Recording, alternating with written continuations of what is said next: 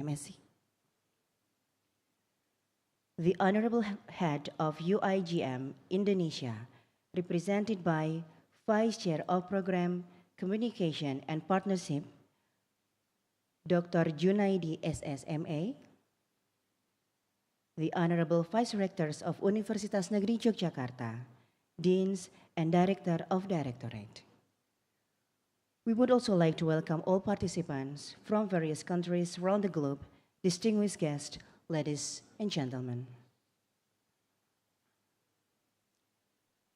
Hosted by Universitas Negeri Yogyakarta and under the theme of Sustainable TVET Innovative Strategies for Inclusive Digital Transformation and Design Work Improvement, this conference provides a platform for academics, educators, policymakers, and practitioners to come together. In addition, this conference is also intended to connect all speakers from the field of TVET, as well as professionals from the various spectrums. The National Anthem of Indonesia, Indonesia Raya. Ladies and gentlemen, please kindly rise for a moment.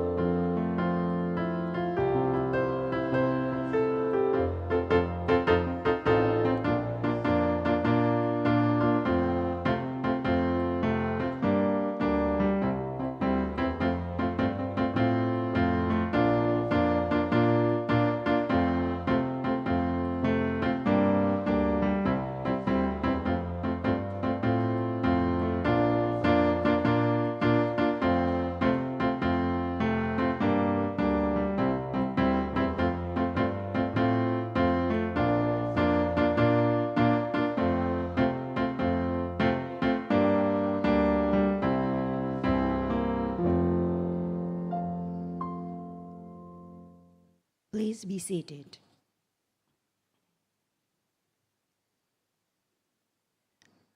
Ladies and gentlemen, the next agenda is the performance of Bambangan Cakil traditional dance. This is a classical dance drama of Javanese people which demonstrates the movement adopted from one of the scenes in wayang kulit performance and tells a battle between the warriors and the bad figures. Ladies and gentlemen, please welcome Bambangan Cakil traditional dance.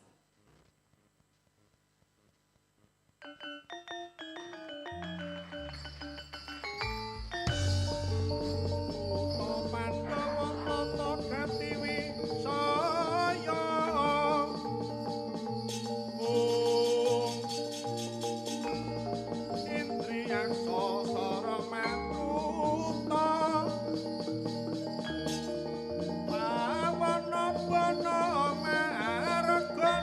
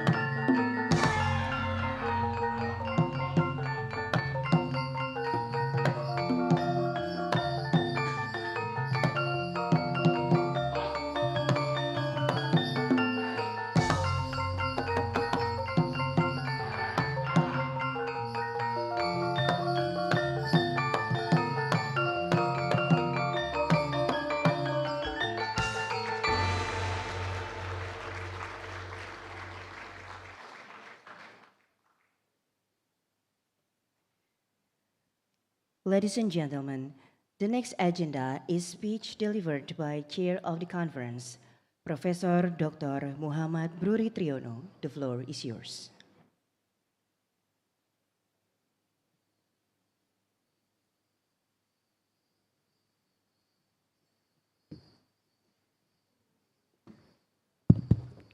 Bismillahirrahmanirrahim.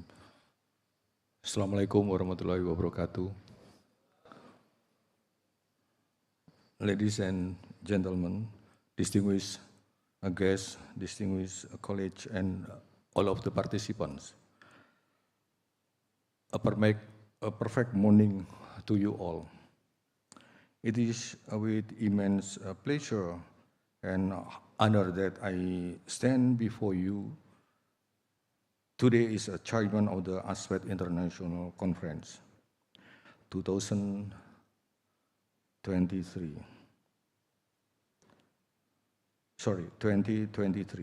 Welcome to this prestigious gathering of some of the brightest minds of vocational education and training from across Asia and beyond.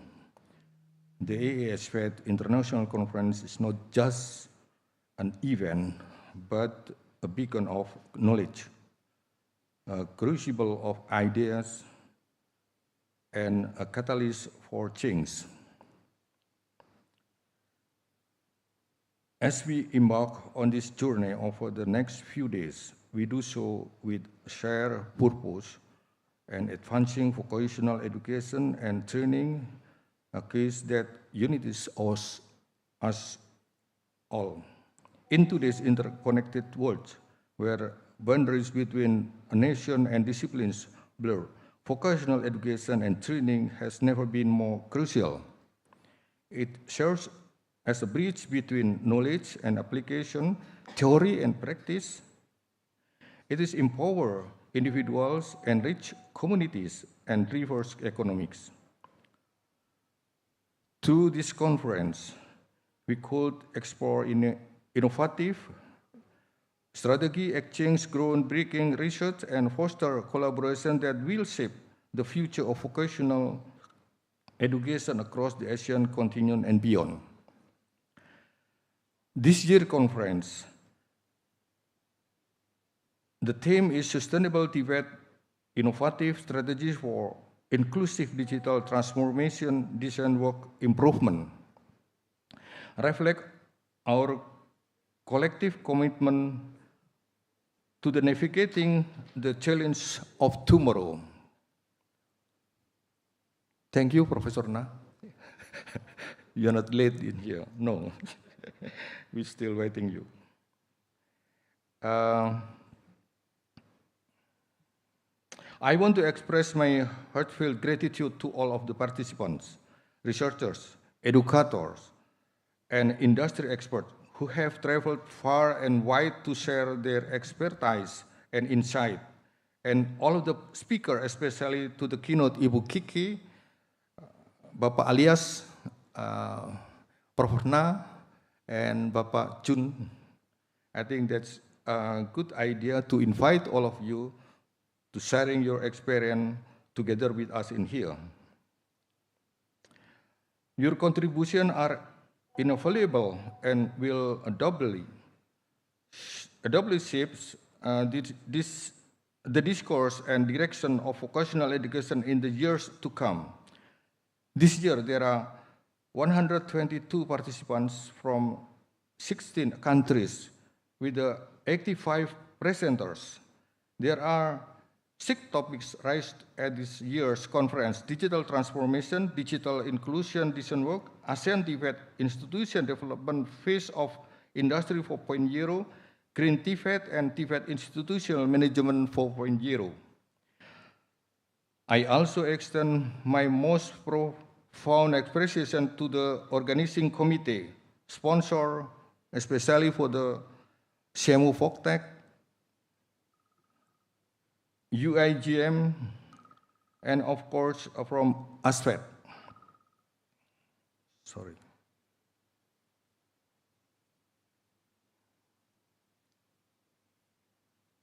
Your dedication and hard work have made this event possible. Thank you, and let the AASVET International Conference 2023 begin. Enjoy the city of education and culture in Yogyakarta. Thank you. Wassalamualaikum warahmatullahi wabarakatuh.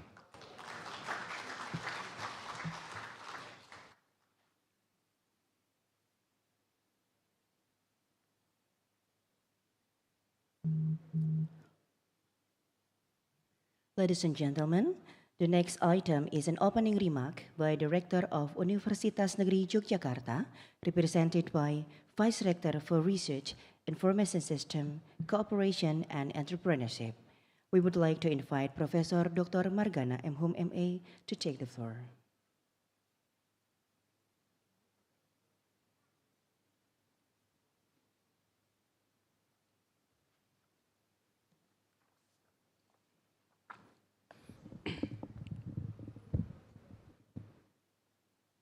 Bismillahirrahmanirrahim. Assalamualaikum warahmatullahi wabarakatuh. The Honorable Dr. Engineer Kiki Yuliati, MSc, Director General of Vocational Education, Ministry of Research, Technology and Higher Education Indonesia, Professor Dr. Singna, President of AASVET 2023, Seoul National University, Korea, the Honorable invited speakers, Mr. Alias Haji Abu Bakar, PSc, MSc, Center Director Siameo Fotek Regional Center, Brunei, Professor Dr. Enzoriri Fitri Sari MM, MSc, Head of UI Green Metric, Indonesia, in this occasion represented by Dr. Junedi SSMA, Dear Vice Rectors, Director of Graduate Schools of Yogyakarta University, all deans, all directors, vice deans, heads of department, all lecturers, the chairperson of the conference committee, distinguished speakers, panel presenters, participants, ladies and gentlemen. First of all, let us thank Allah, the Almighty, for blessing and guiding us into the right path and for granting all means and opportunities together here to attend this very fruitful and tremendous occasion of the 19th International Conference on the Asian Academic Society for Vocational Education and Training, as abbreviated AASVET. This international conference is hosted by Yogyakarta State University in collaboration with the Asian Academic Society for Vocational Education and Training and Graduate Schools of Yogyakarta University. It is greatly honored and pleased for me, representing Rector of Yogyakarta University, Professor Dr. Sumaryanto MKes, to warmly welcome all of you in this conference.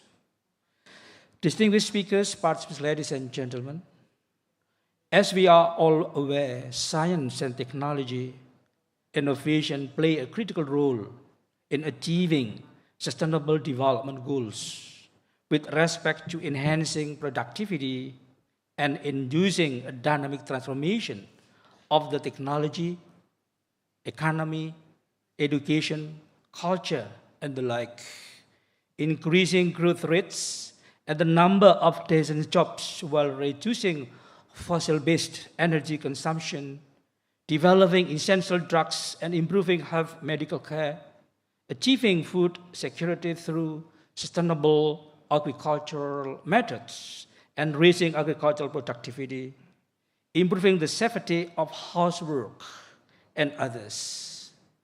In addition, as quoted by Sudhira 2018, articulating that in Industry 4.0, there is a production process with a quick reaction to changes in market demand, inventory requirements, and excellent services with very small errors.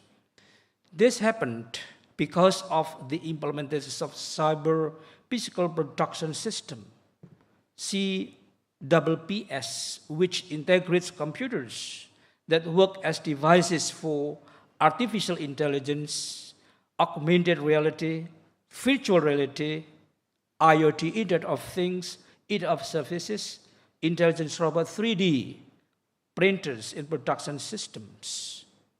Production and service issues with new values and production service errors are responded quickly and transparently with real time through the global value change network. This says that advancing a nation's capacity in science, technology, and innovation and its effective application in the dimensions of socio-cultural issues, economy, and vocational education in particular should become the main concern across many parties.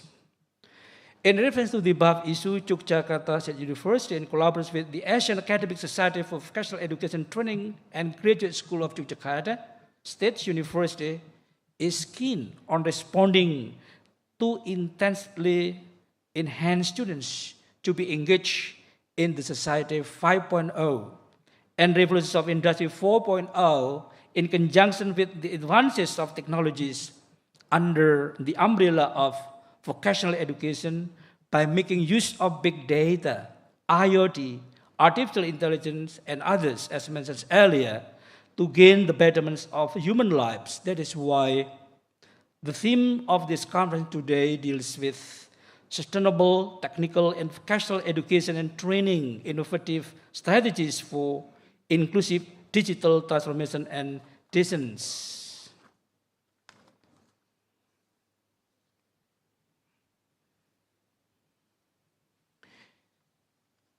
Added to this, we are very, very appreciating in conducting this research because this conference is aimed at providing a forum for scholars, lecturers, researchers, teachers, stakeholders, practitioners, and students as to intensively share ideas and experience under the topic mentioned and to make a collaboration across institutions and countries. Distinguished invited speakers, participants, ladies and gentlemen, to gain the objectives, the committee has succeeded in inviting some prominent experts as the keynote speaker from different countries, namely Ibu Dr. Insinyur Kiki Yuliati MSc, Director General of Vocational Education, Ministry of Research, Technology and Higher Education Indonesia. Thank you, Ibu. Professor Dr. Seungna, President of AASVET 2023, Seoul National University. Thank you very much. Mr. Alias Haji Abu Bakar, PSc, MSc, Center Director, Siameo Fotek Regional Center from Brunei. Professor Dr. Enso Riri Fitrisari, MSc, in this occasion represented by Bapak Dr. Junedi SSMA. Thank you. In this opportunity, I would like to warmly express many thanks to them all. Added to this, it is unwise not to appreciate all delegates and participants who have managed to take part in this today's conference. I hope that this conference brings some benefits to all the participants and contribute to the upbringing of the scientific life.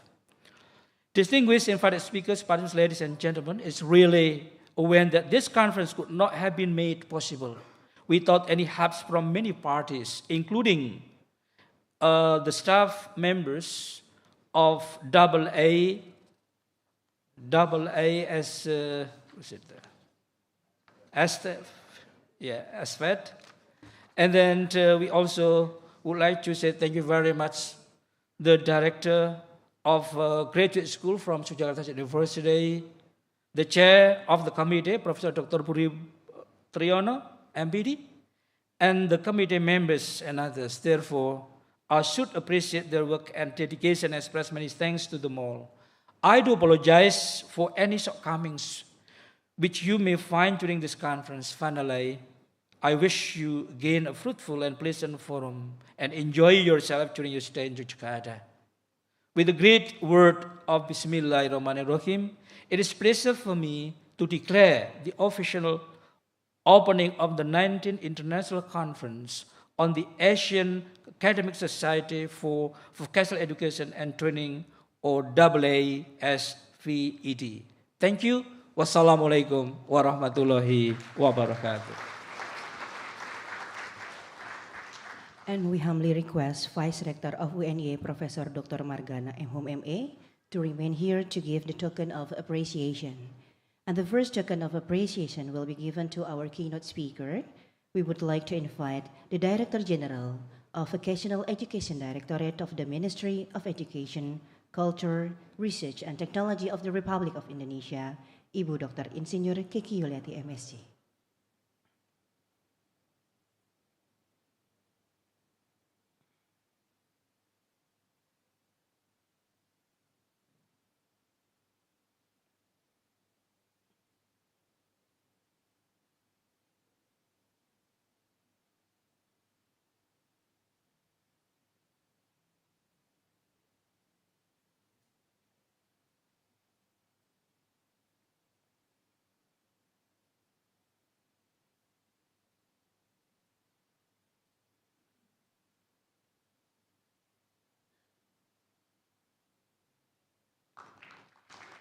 And the next token of appreciation will be given to all invited speakers, and we would like to invite President of AASVET 2023, Dr. Sung Ilna, Center Director, Simeokhte Regional Center at Brunei, Mr. alias Haji Abu Bakar, MSc, and Vice Chair of UIGM, Dr. Junaidi, MA.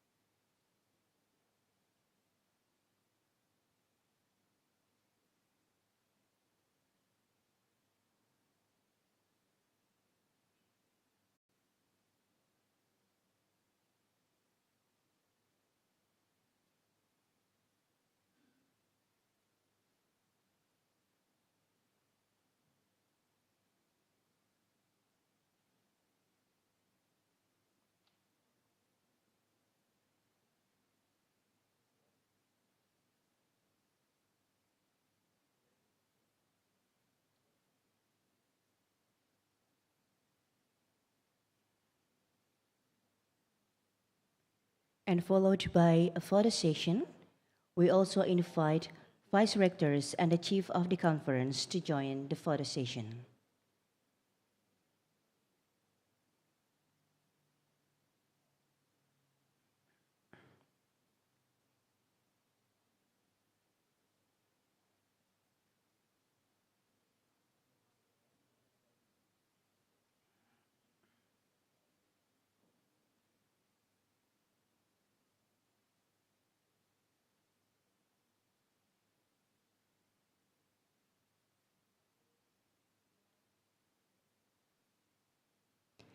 And the next photo session will be with all the participants of the conference. Therefore, we humbly request all distinguished guests to turn around. And all guests, ladies and gentlemen, please stand up to take the photo session.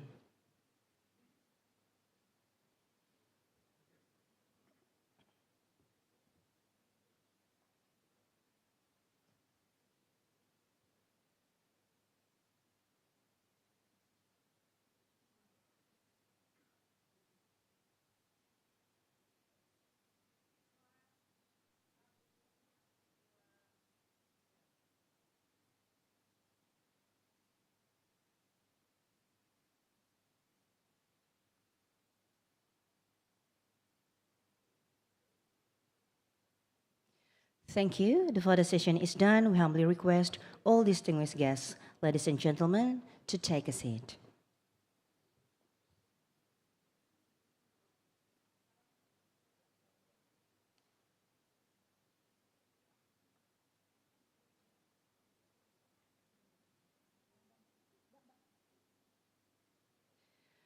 The next agenda is the keynote speech by the Director General of the Vocational Education Directorate of the Ministry of Education, Culture, Research, and Technology of the Republic of Indonesia, with the theme International Perspective on the Transformations of TVET, Development and Guidance in Indonesia, and Institutional Transformations toward High-Quality TVET. We would like to invite Ibu Dr. Insinyur Kiki Yulianti, MSc, to take the floor.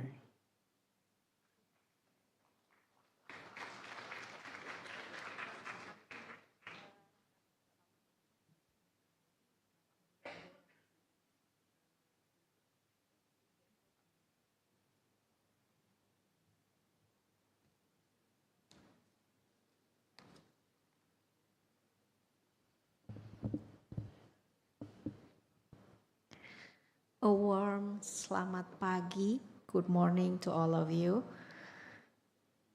Assalamualaikum warahmatullahi wabarakatuh. Shalom, Om Swastiastu, Namo Buddhaya, Salam Kebajikan, Rahayu. His Excellency Wakil Vice Rector, who has just leaving the room, and His Excellency President Asian Academic Society for Vocational Education and Training from South Korea, Dr. Sung Ilna, Director of Seameo Voktech Regional Center Brunei Darussalam, Mr. Alias Haji Abu Bakar, BSc, MSc, Head of UI Green Matrix, who is represented by Pak Junaidi, Dr. Junaidi, and all the participants, professors, academics, distinguished guests, and ladies and gentlemen. I'm delighted to be here in the 19th AASVET International Conference, meeting colleagues on vocational education around the world. And I would like to take this opportunity to extend my appreciation to the Yogyakarta State University for holding the conference, and also to the participants who made valuable efforts to be here today. Ladies and gentlemen, the committee asked me to prepare some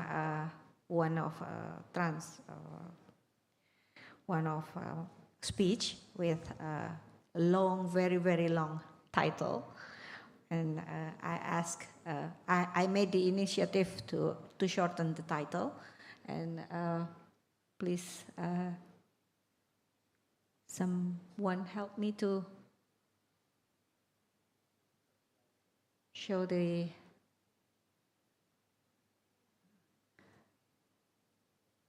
Okay, I'd like to take this opportunity to let me take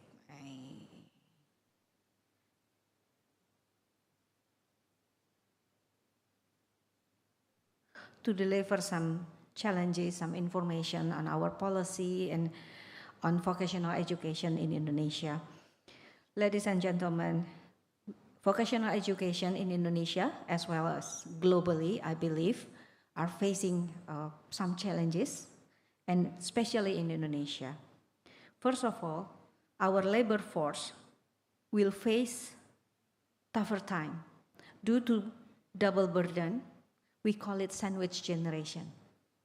We have data today in 2020, actually in 2022, our data shows, in 2020, our data shows that about 44% of our labor force has this double burden. And it will be increased to 55% in 2050.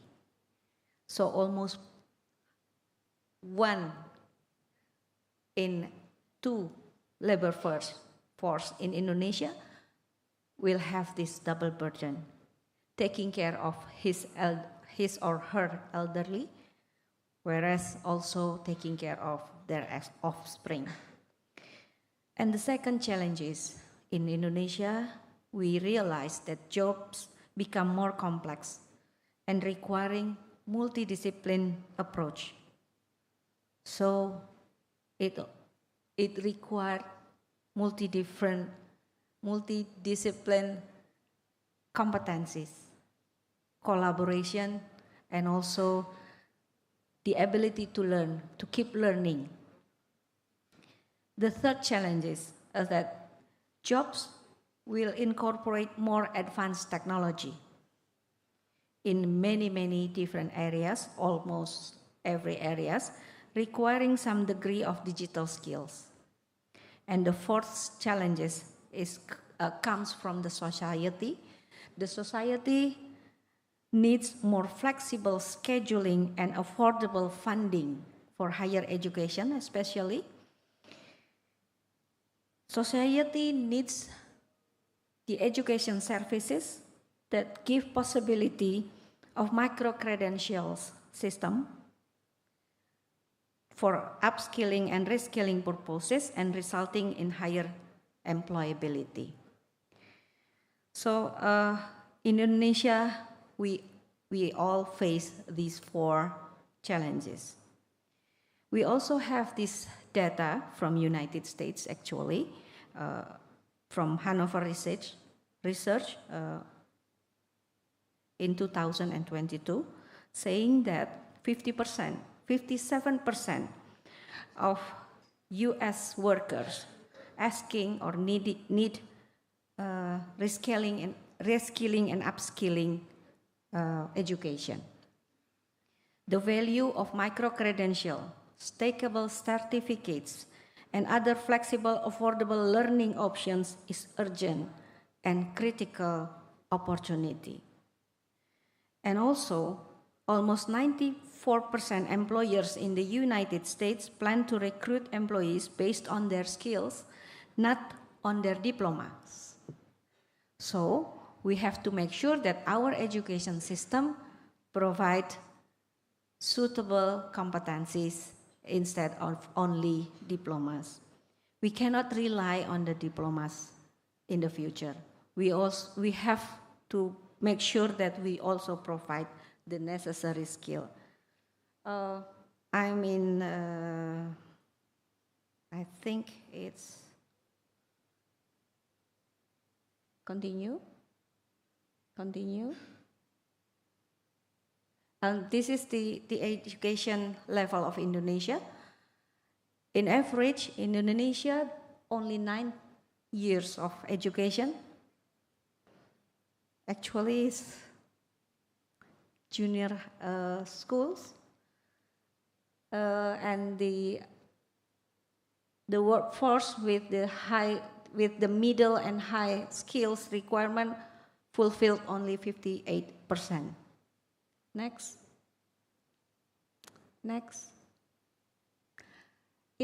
Vocational education in Indonesia should provide these four options. First, vocational education in Indonesia should provide initial development education, initial skill acquisition to enter job market or to develop entrepreneurial skills. The second option is refinement education, to cater the needs of education to refine current skills, including certifications. The third option is reskilling education, to acquire new skill necessary to perform different job or occupations.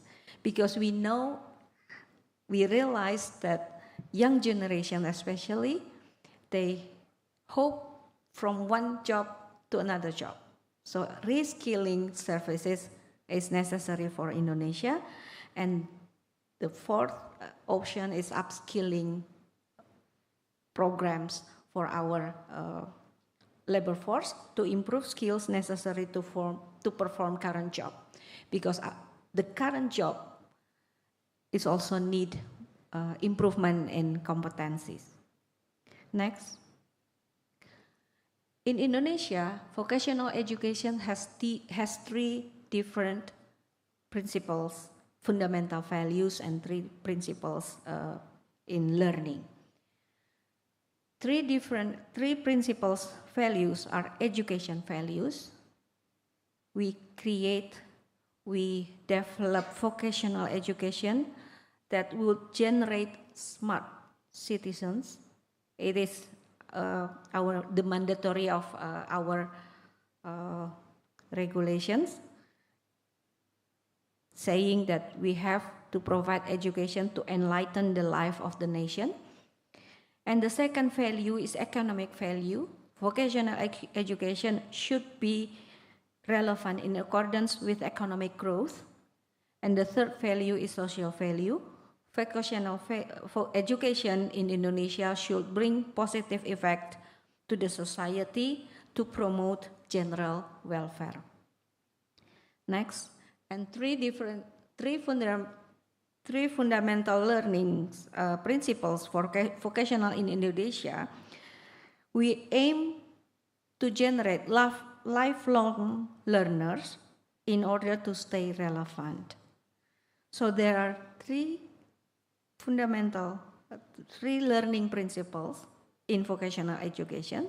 Not only learning how to do things, but we also have to give the opportunity to the students to learn how to learn and to learn how to think. And our graduates hopefully will have this craftsmanship and become maestro in his or her field. And basic competencies required for future jobs, no matter what the subject area of interest, there are two basic competencies should be delivered in vocational education in Indonesia. It's digital competencies and also the human skills. We define the digital competencies and human skills as shown in the presentations. Next, Indonesian TVET in the future. So concerning the needs of society to have affordable and possibility scholarship, affordable education services, we aim to have vocational education which is affordable. And then we know that more and more students want to have educations while they are working. So we need to develop vocational education in Indonesia with flexible scheduling, including possibility for part-time service students. And the third, we have to make sure that the employability is quite high, and then we have this lifelong learning or lifelong learners for our students. Next, please. So the transformation programs in vocational education in Indonesia, we aim for three different areas. First, we work on the lecturers, as we talk about lecturers and the teachers, because those are the main drive of the transformations. The second area we work on to transform our vocational education is how we do the learning. The curriculum, the learning process, and we make the partnership or collaborations with industry as a mandatory for our vocational education programs. And the third area, the transformation will be aimed for the institutional in terms of the governance of the schools and the campuses. The regulations, we develop, we transform, we revise many different regulations, and also we develop leadership capacity of headmasters and the directors of our vocational schools and campuses. Next, these are the programs. The last 3 years, we increase the internship and professional certifications for lecturers and actually also for the teachers from SMKs or vocational education for high schools. And as we can see that the lecturers raised from 202 in 2021, tripled to 776 lecturers in 2023, and is counting. 2024, we aim for more than 1,000 lecturers to do the training and certifications for the lecturers. And also for the administration staff, we make it nationally, but, instead of globally or internationally. But higher education leaders, we also give the opportunity for them. Unfortunately, we only have 49 state polytechnics.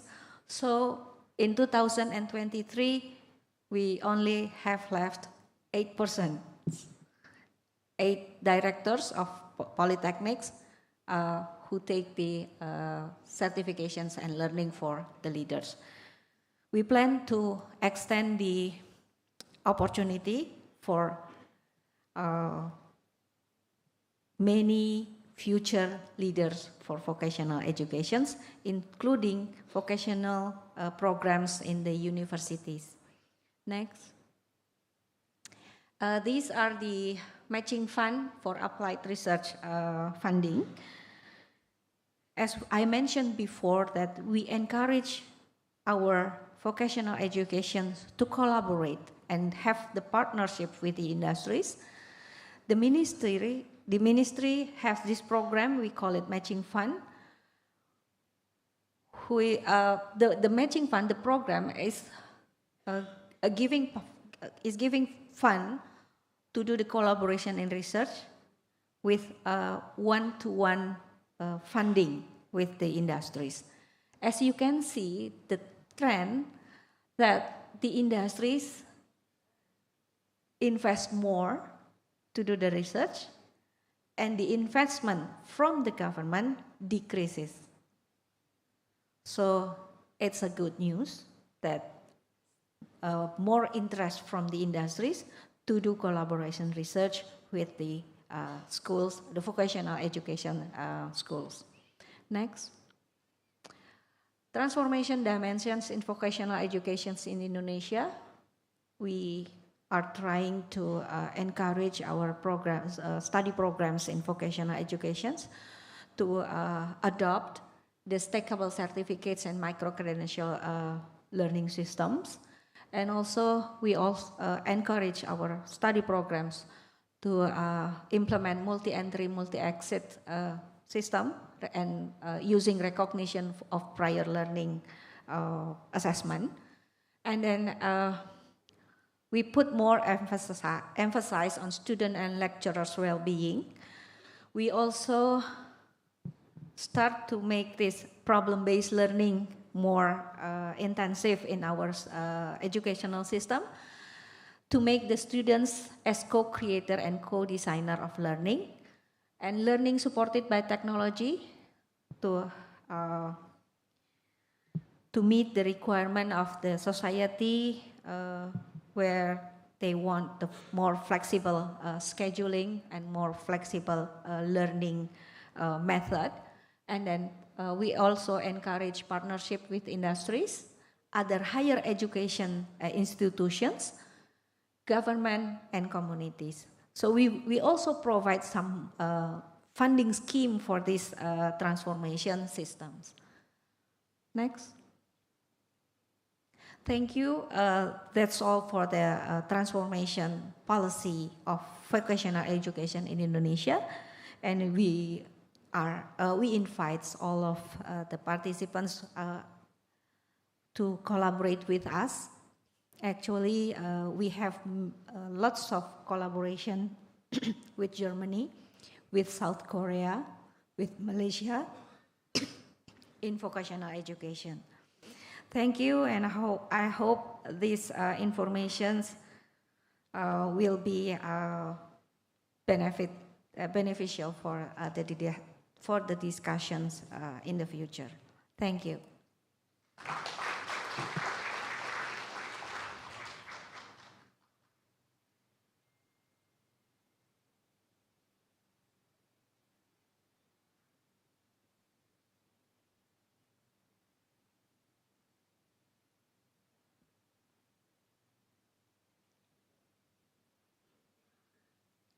So, ladies and gentlemen, coming up next is the break session, and the break session will last for 15 minutes.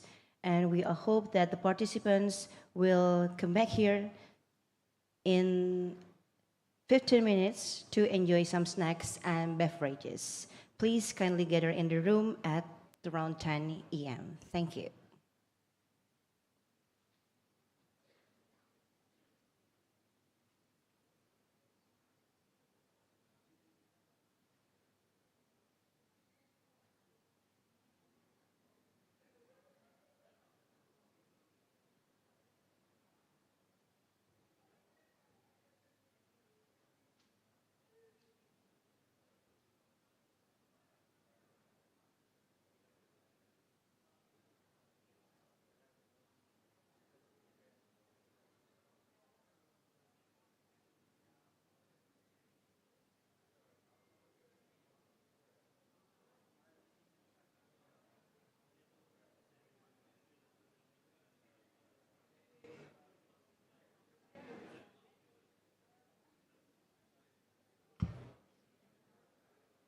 So the coffee break in the southern part on your left-hand side.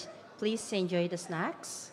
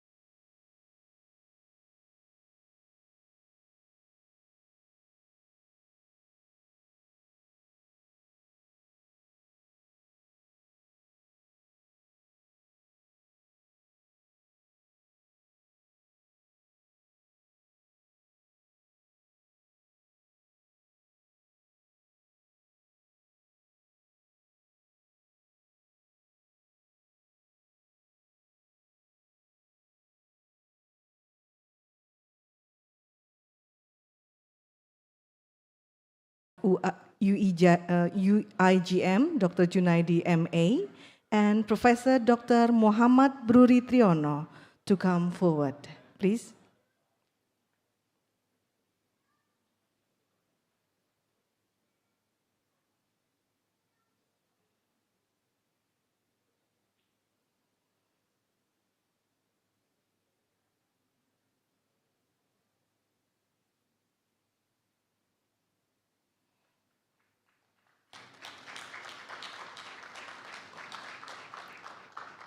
Thank you very much.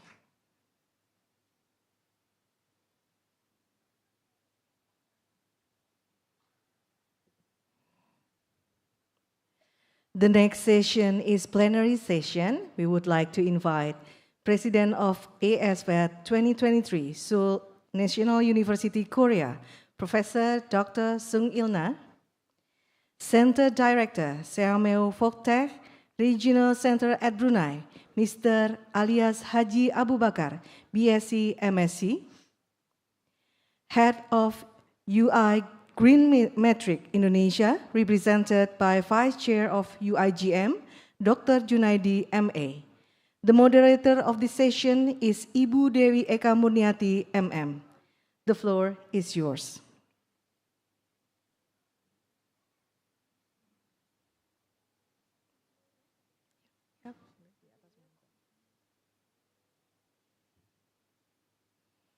Dr. Sung Il-na, you can come forward, and then Mr. Alias Haji Abu Bakar.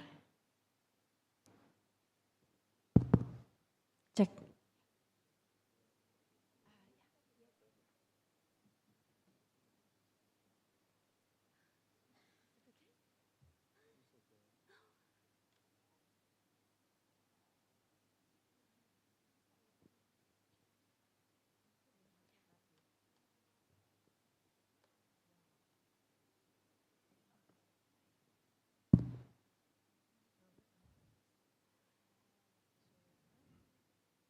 Bismillahirrahmanirrahim. Assalamualaikum warahmatullahi wabarakatuh. Good morning, good afternoon, honorable speakers and audiences. My name is Dewi Eka Murniati. This is my truly honor to be the moderator in this panel session. In this plenary session, we will have three distinguished speakers firstly from UI Green Metric, and then followed by Siameo Folktech and AASVET. Before we begin, please let me introduce the speakers. Firstly, we will have a speaker from the Vice Chair of UI Green Metric, Dr. Junaidi MA, as a representative of UI Green Metric. Dr. Junaidi SSMA is the Vice Chair of UI Green Metric World University Rankings in the field of programs, communication, and cooperation. He is also the founder of the UI Green Metric World University Ranking Network, which consists of 1,050 universities in 85 countries. Previously, he served as the head of the international office at the University of Indonesia 2011 until 2015, and as the chair of AU and ASEAN Credit Transfer System 2009-2015. Since 2010, he has been a reviewer and internalization speaker for higher education at DIKTI.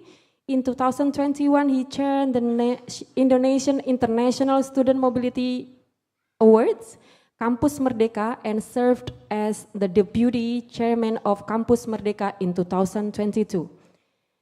Now in 2023, he became the chairman of Global Internship and Professional Program, Campus Merdeka. Additionally, he has been a lecturer in the English Study Program, Faculty of Cultural Sciences at Universitas Indonesia since 1992. He completed his bachelor degree in linguistics from the English Literature Program, Faculty of Literature of Universitas Indonesia, Master of Arts in British Cultural Studies from the University of Warwick, UK, and a doctor in linguistics from the Faculty of Cultural Sciences at Universitas Indonesia. And then after After the speaker from UI Green Metric, the second speaker is Mr. Alias Haji Abu Bakar, MSc. Mr. Alias Abu Bakar, MSc is the Center's Director of Siamo Fogtech, Brunei Darussalam, since 2022. He has several specific experience, ISO 9001 certification, collaboration with Temasek Foundation, ITE and ITEES Singapore on TVET teachers skills upgrading program, develop strategic plan for Polytechnic Brunei, and launching CVET learning collaboration with GIZ, Recotivet, and LabTech. And finally, we will have Dr. Seng Ilna, the president of AASVET 2023. He received a bachelor degree in agricultural education and a master degree on vocational education from Seoul National University and a PhD from Ohio State University.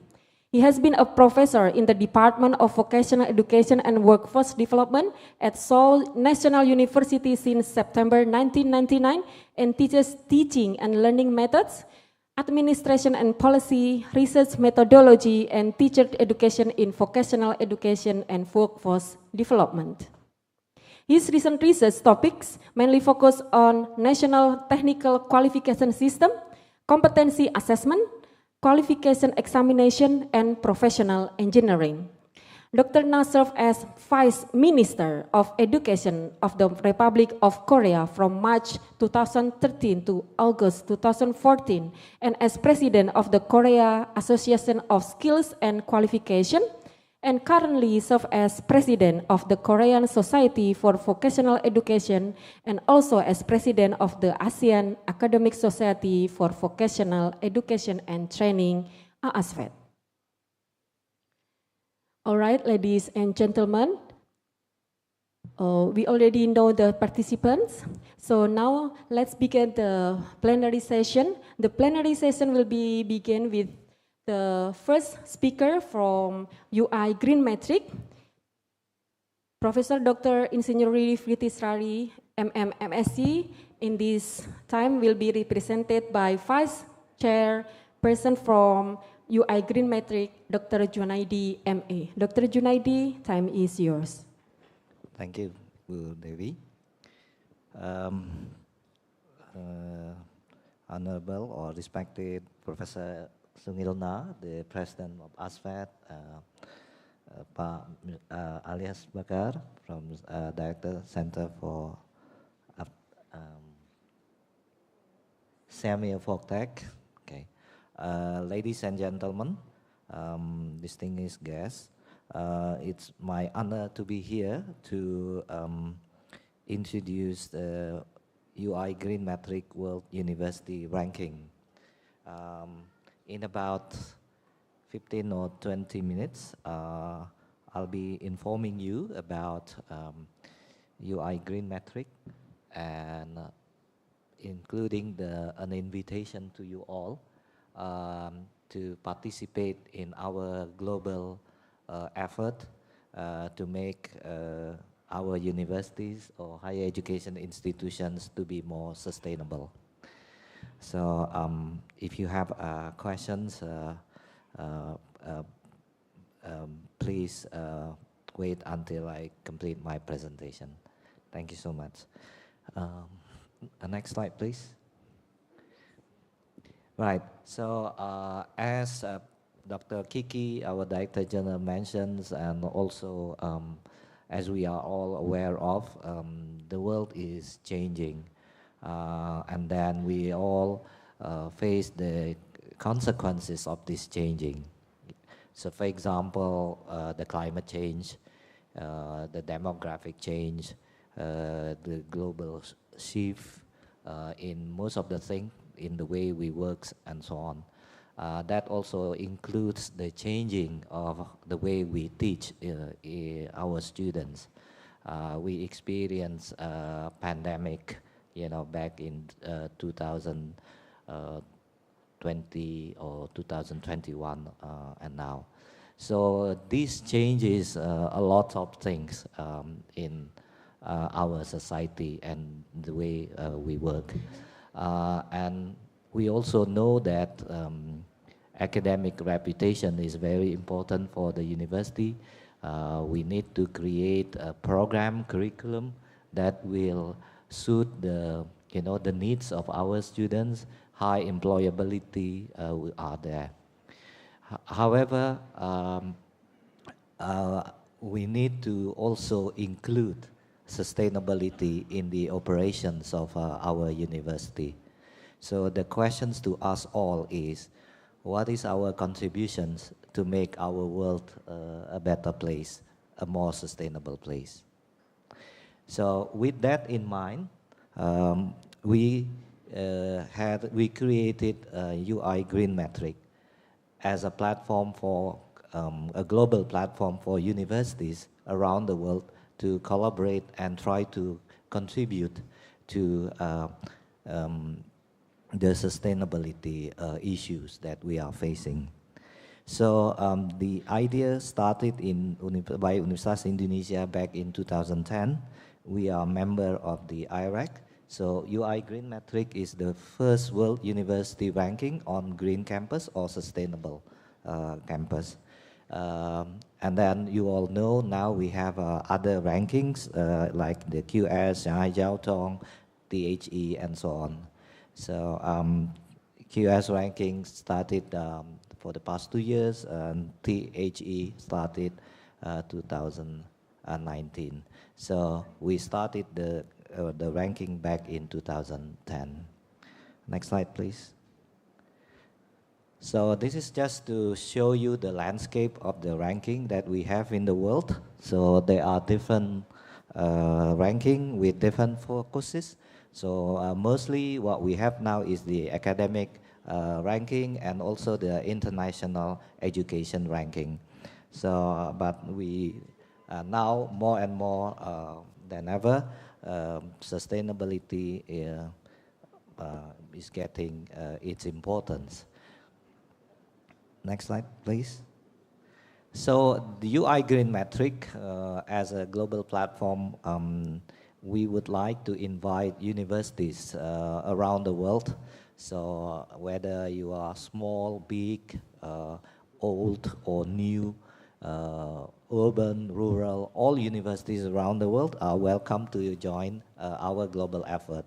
The aim is for us all to be sustainable universities in order for us to have a sustainable future. The question is, what is the relevant for you as the vocational educations? So I think this is a very important question. As a higher education institutions, we train our students, and we give them the value. And we think that all these students who will become our future leaders in their own field need to be aware of sustainability and how what they do will affect our planet. So for that reason, we encourage university to practice sustainability in their own campus. So we have different missions here that we do as a network. So we do the assessment and then we do the ranking. We also encourage sustainability practice. We provide sustainability services as well as facilitate international partnership on sustainability. Let me continue with the next one. So as you can see, from 2010 to 2020, there has been improvement and activities, different activities with the green metric. And I think the significant milestone would be in 2017, where we started this network, and we also include SDGs in our activities. Next slide, please. So as you can see, from year 2010 and 2022, the number of participants are increasing from year to year. At the moment, we have 1,050 member universities in about 85 countries, and now we are finalizing the evaluation for 2023. So the number will keep increasing from year to year. Next slide. So if you see the map, the world map, you can see the participants of the UI Green Metric in almost 4 continents. So the number are increasing also. So with the biggest member from Asia and also from Europe, Latin America, as well as North America and Africa. So these are the network. So I think with the AASVET network, then we can collaborate, for this collaborations and our vision together to make our institutions to be sustainable institutions. Next slide. So let me continue with the methodology of the green metric. So we have 6 criteria in the green metric. So with these 6 criteria, your university can transform your university to be more sustainable.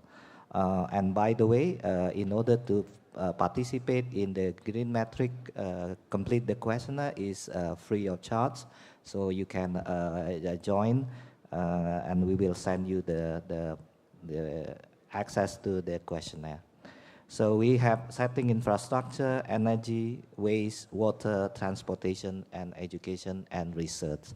So I think the education and research is also relevant to your network. So we have many activities with this as well. So let me continue with the next one. So in response to the SDG, we are synthesizing the 17 SDGs with the green metric criteria and indicators. In fact, while you are doing questionnaires of the green metric, you are also doing the SDGs in your university. So you can see how the synthesis of the green metric and the SDGs. Next slide. So now let me continue with more detail of what we are assessing for each criteria. So in the setting and infrastructure, basically we would like to know how your university policy works towards the green environment. So we ask questions like the ratio of open space, campus, forest, vegetation, planted vegetation, water absorption, and then we also ask about university budget for sustainability efforts, campus facilities for disabled, special needs, or maternity care. We ask about security and safety facilities in your campus, health infrastructure, as well as the well-being of your academic community. And then we also ask about conservations done in your university. Next slide, please. So for the energy and climate change, basically we ask about what does your university do to respond to the climate change issues. So we ask questions like your energy efficient appliances, whether you implement smart building, and what's the number of renewable energy sources on your campus, total electricity divided by total campus. We also ask about green building, greenhouse gas emission reduction program, and also total carbon footprint in your campus. And we also ask about impactful university programs that your institutions do for the climate change. Next slide. So this is the waste. Basically, we ask about what your institutions do, or does your institution do in order to deal with the waste. So we ask about the 3R that your universities do, program to reduce the use of paper and plastics on campus, organic, inorganic, toxic waste treatment, as well as the sewage disposal. So these are the questions for ways. Next slide. The next one is about the water. So we ask questions whether your universities are doing water management. So this includes water conservation program, recycling program, consumptions of treated water, as well as water pollution control in your campus. Next would be transportations. So we ask questions about your university policy to deal with transportation in order to have a healthier environment and also to reduce your university's carbon footprint.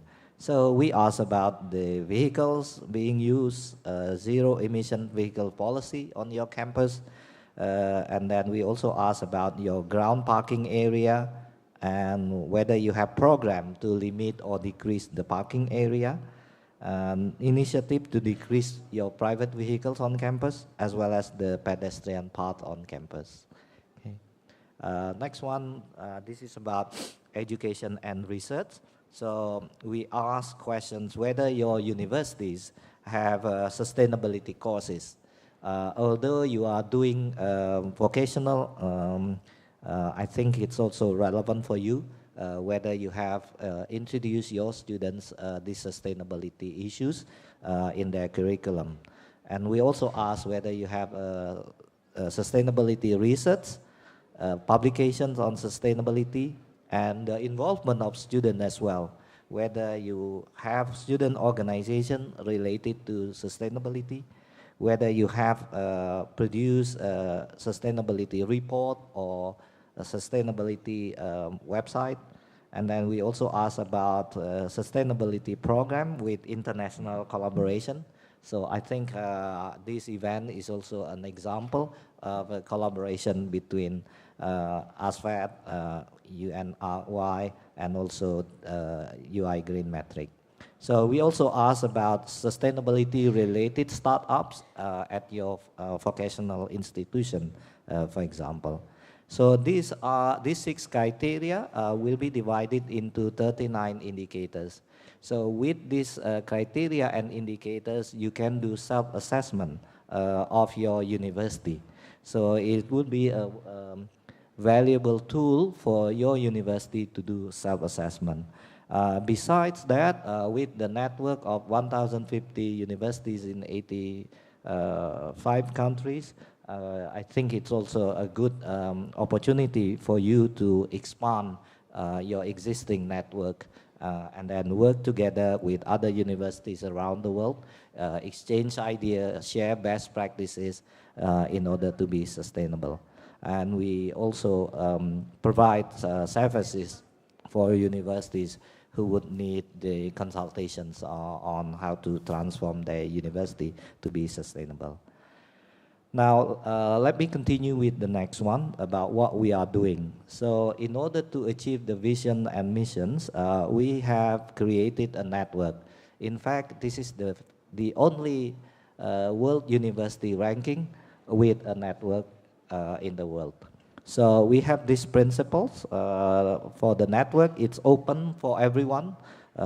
So you don't have to have a publication of 1,000 articles in Scopus in order to participate in this program, in this network. And then it's participatory.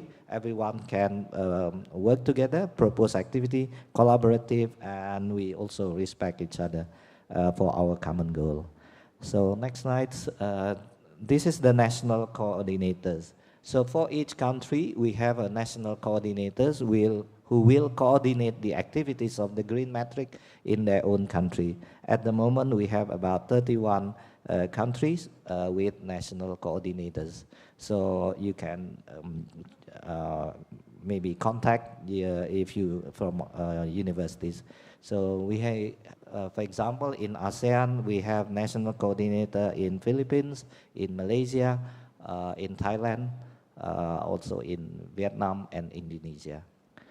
In Europe, there are many of them, in UK, in Netherlands, in Ireland, France, and some other countries. Also in United States and also in Canada. Next slide. So in our network, we do these three things, shaping global higher education and research. We do creating global sustainability leaders. That means activities for the students, for these academic, non-academic staffs, and we do partnering on solution as well. So collaboration, international partnership on different issues. So these are some activities just to illustrate what we are doing this year. So next slide, please. So we have many activities, national workshop as well as international workshops and other programs. The nearest would be the end of this month. We will have a international student leaders meeting in Bukhara State University in Uzbekistan. So there are many activities that we have in different countries. So next year we will have the international workshop. I think in AASVET will be in Asia. Yeah. In our case, the international workshop next year would be in Bogota in Colombia. And then after Colombia, we will go to France. After France, we'll go to Chile. And then after that, we go to Poland. So until 2029, I guess. So this is the work of our network. Next slide. This is what we do in Indonesia. So there are many collaboration among Indonesian universities. And also we provide platform for collaboration for Indonesian universities to work together. Maybe some of your universities are in the list. Next, one of the activities that we do is the online course. This is a very unique program, the online course. I think this is an effort to create sustainability leaders in the future. Next slide, please. Okay, so I'm going to wrap up my presentation for Q&A. So the next event, so we are now evaluating the questionnaire and the data provided by more than 1,000 universities around the world. And we hope that next month, on the 5th of December, we will announce the result of the Green Metric in Dubai together with the COP28 program hosted by Abu Dhabi University. So I think I'll stop there. The rest are the informations about the Green Metrics. So I think you can, if you are interested, please do not hesitate to contact us. And we are hoping that you can be part of the Green Metric by completing the questionnaire next year. So thank you very much for your kind attentions, and we are looking forward to be with you in our effort to be more sustainable universities. Thank you so much.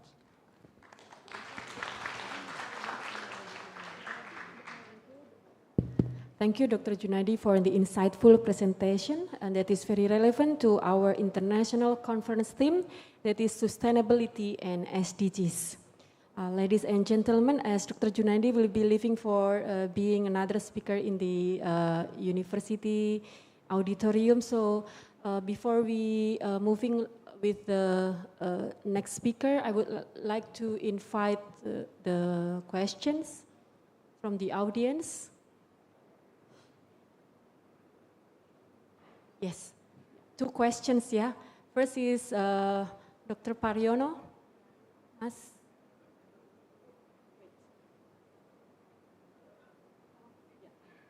The mic, please, yeah.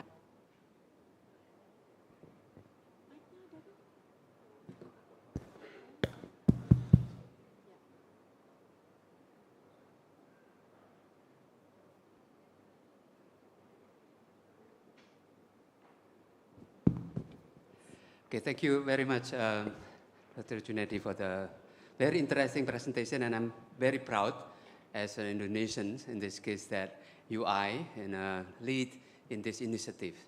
And I could see in terms of the acceptance worldwide, I think it's quite successful. So this again, congratulations for this effort. My question is, this is initiative at the university, but I think we're also thinking that we're coming from different level of education institutions. Whether you also later in the future have kind of in your pipeline that also addressing about the, I don't know, maybe ranking is not really necessary, but I'm mentioning for like TVET institutions, like the secondary level or maybe other type, like some colleges, the smaller size, but not university level, whether that also will be in your pipeline. And secondly, in terms of the cost, because normally when we participate in any ranking, institutions need to, chip in to shoulder some cost. If you could maybe share with us so that we can also help promote, if this is kind of affordable, why not? Because this again is a good initiative, and I think it's good everyone also do this at the same time, but also we need to consider in terms of the cost. Thank you.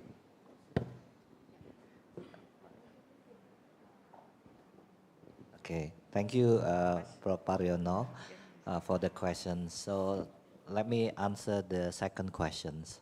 So UI Green Metric is a non-profit and non-political organization. So we have members from Ukraine and Russia. We have members from Israel and Palestine. But we are, our focus is on environment, not the political things.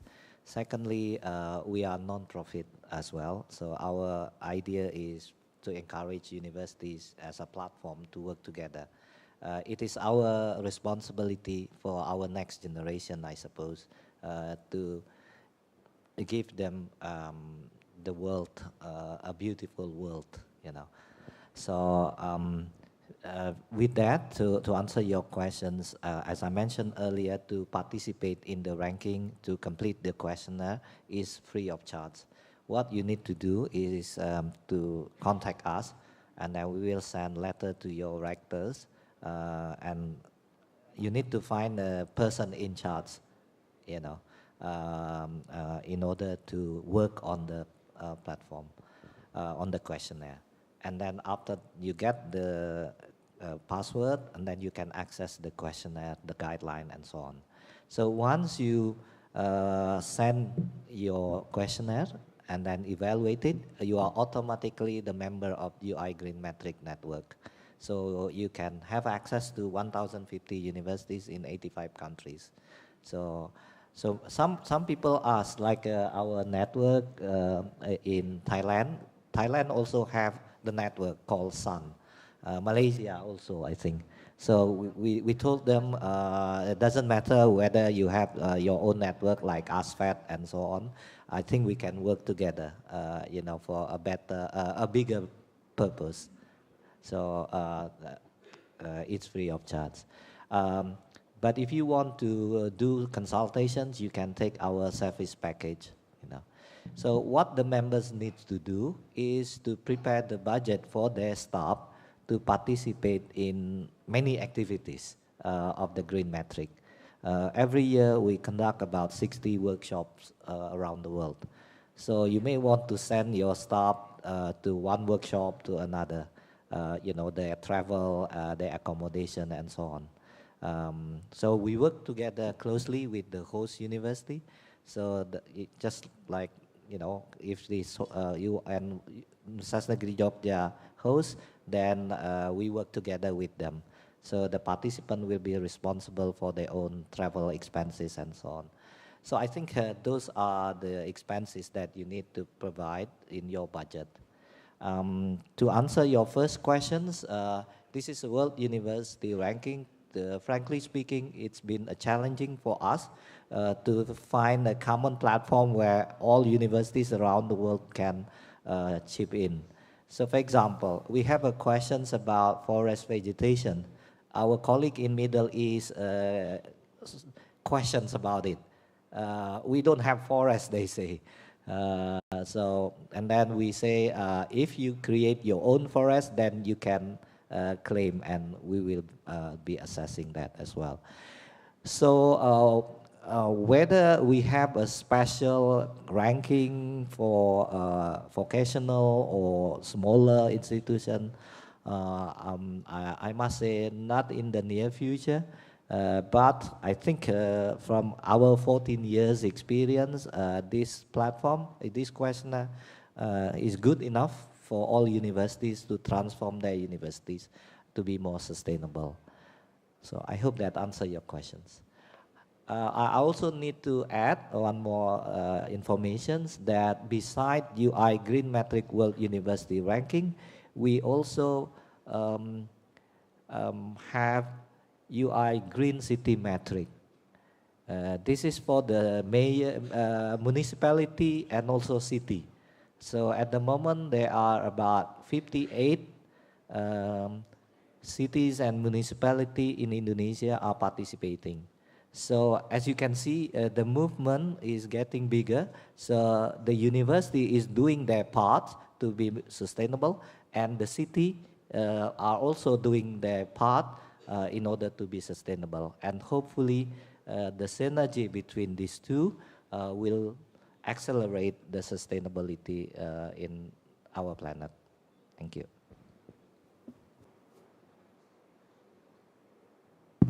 Okay. Thank you, Dr. Junaidi, for all the sharing experience and insightful knowledge. So, ladies and gentlemen, I believe that there are still many questions from the audiences, but unfortunately, since the time is up, so I'm worried if we need to move to the other speakers. So, thank you so much for the presentation, Dr. Junaidi. Thank you so much, everyone. So I apologize. I have to leave as a speaker in the next building. So thank you very much. All right, yeah, thank you.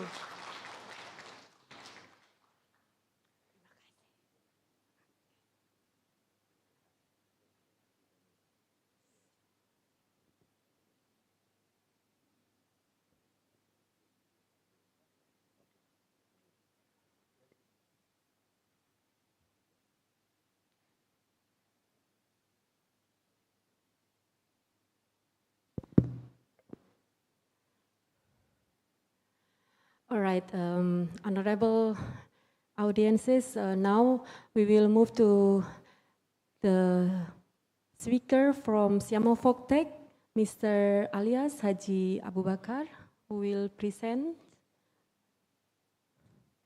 about the TVET Institutional Management 4.0.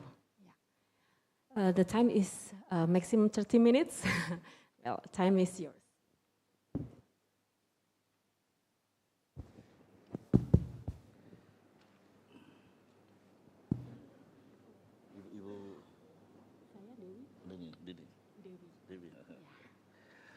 Okay, thank you very much, Ibu Dewi, for the introduction.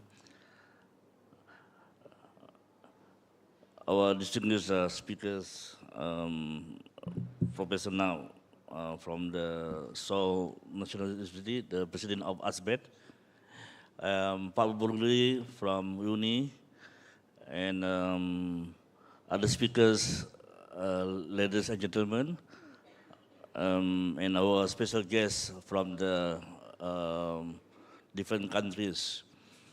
I think first of all, I'd like to convey on behalf of Civil Voting our utmost appreciation to Pak Bruluri for inviting us for this wonderful AASVET conference.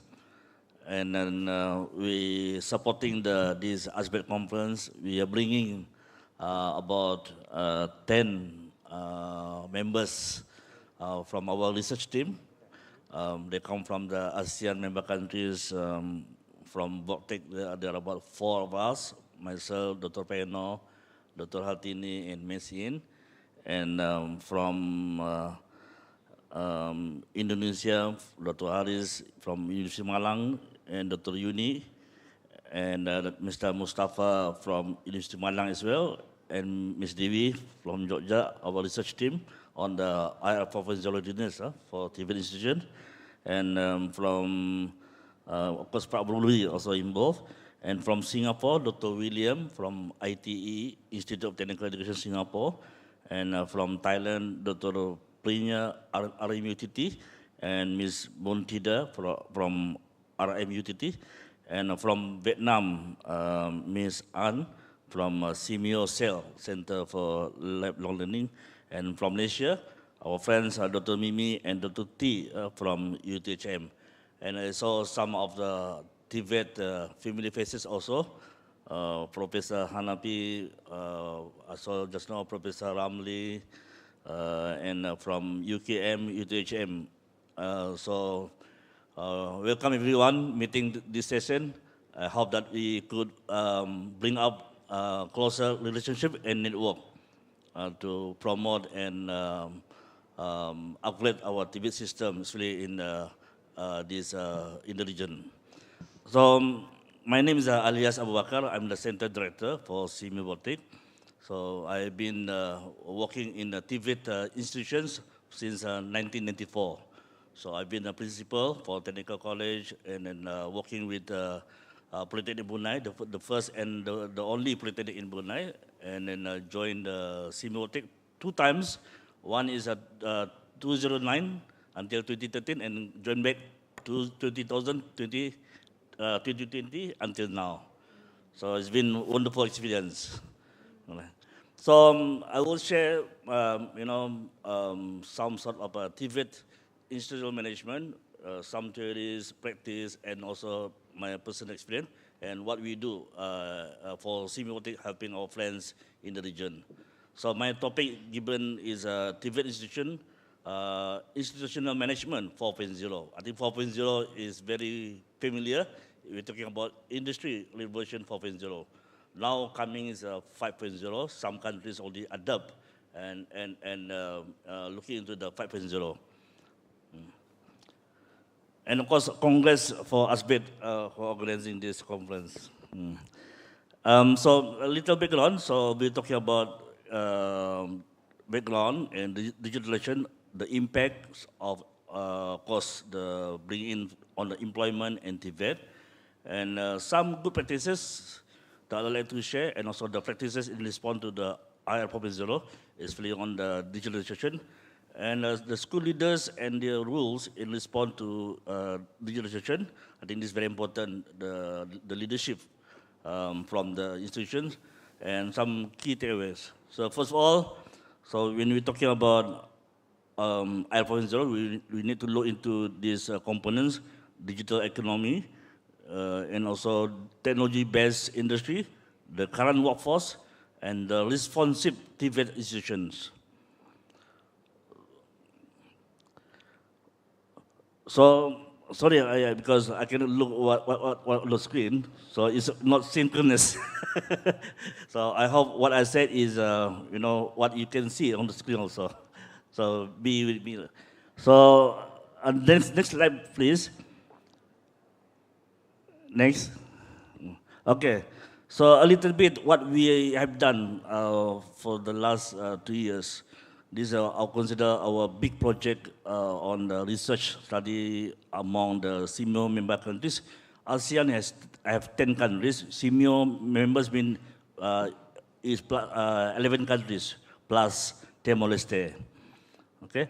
So this research readiness on IR 4.0 is a partnership project in the areas of research and innovation.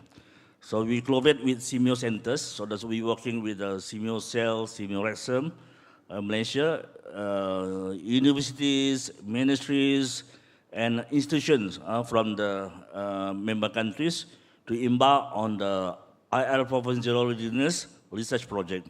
So this project is to study the IR 4.0 readiness for various Tibet system across ASEAN, and from there to allow the institutions or the ministries to plan strategically and chart their roadmap on the digital transformation or implementation or improvement, and to be fully IR 4.0 compliant in the years to come.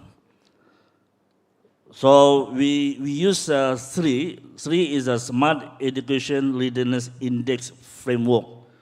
this is based on the Singapore practice. They're using Siri. Siri is a smart industry research readiness index. But for education, so we adopt this framework. So this is from Singapore Smart Education Readiness Index, we call SRI. So it contains the blocks, 3 blocks, a process, technology, and organizations, and followed by the pillars. So there are 8 pillars under process, curriculum, stakeholders engagement, teaching and learning, and under technology, infrastructure, intelligence, and connectivity, and under organization, the structure and management, and the talents readiness. And from these pillars, we come up with 19 dimensions. So I can share one good example. The general transversal skills. Can you please press next? Right, and then next. So in this dimension, the general or transversal skills, you can see, the table on the process, curriculum, and transversal skills. And then we have 4 band, conventional, early adopter, learner, experience, and exemplary. So this is the instrument that we use in this research project. And followed by the survey. You click next, please. My institution has embedded the following transversal skills in the I4.0 curriculum. So the institutions or the member countries have to fill in this form, and from there we collect the data, and then we analyze. And then during this process, we invited all our research team to come to Brunei in our center. We conduct workshop, and we discuss, and we plan what we are supposed to do.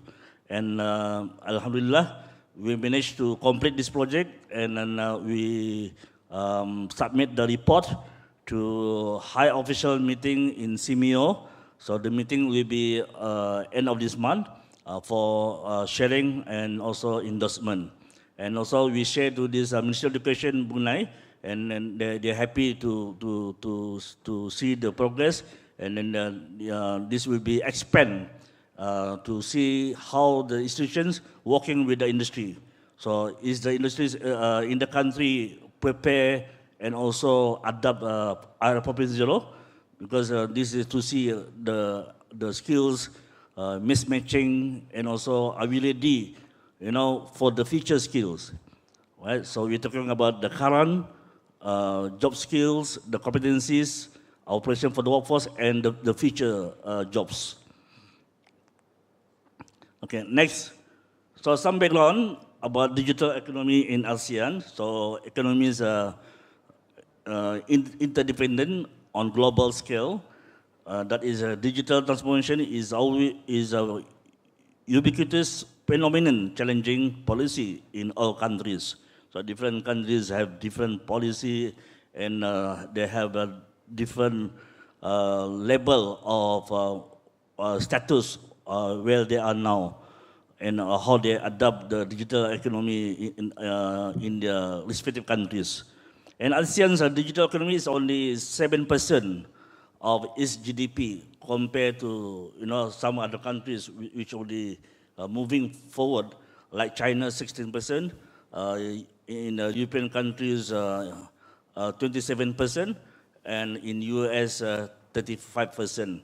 So the potential to grow is still very high to tap from this sector. So I think we in ASEAN countries, we need to work among the different sectors, stakeholders, institutions, and industry, and also the policymakers. And next, in Industry 4.0 and digitalization is about competitiveness and innovation. So the industry need to foster the development of new ideas and concepts and increase the innovative power as well as the competitiveness of the industries. So a significant challenge for IR 4.0 is not only to find or implement the right technology, but also a lack of digital culture and skills in the organization. Remember just now, our framework on the three, we look into the pillars, example, the management, so, and other components. So from our research study, we can share which area, pillar of the component need improvement. All right, I think this will be presented by Dr. Paino and the team in our presentation later on. So everyone can welcome and then invited to recall for this presentation on the IR 4.0 readiness report for the ASEAN member countries. It's a very, very interesting, and I think open our eyes, especially for the policymakers and the institutions who are preparing the skills training and also program. So next.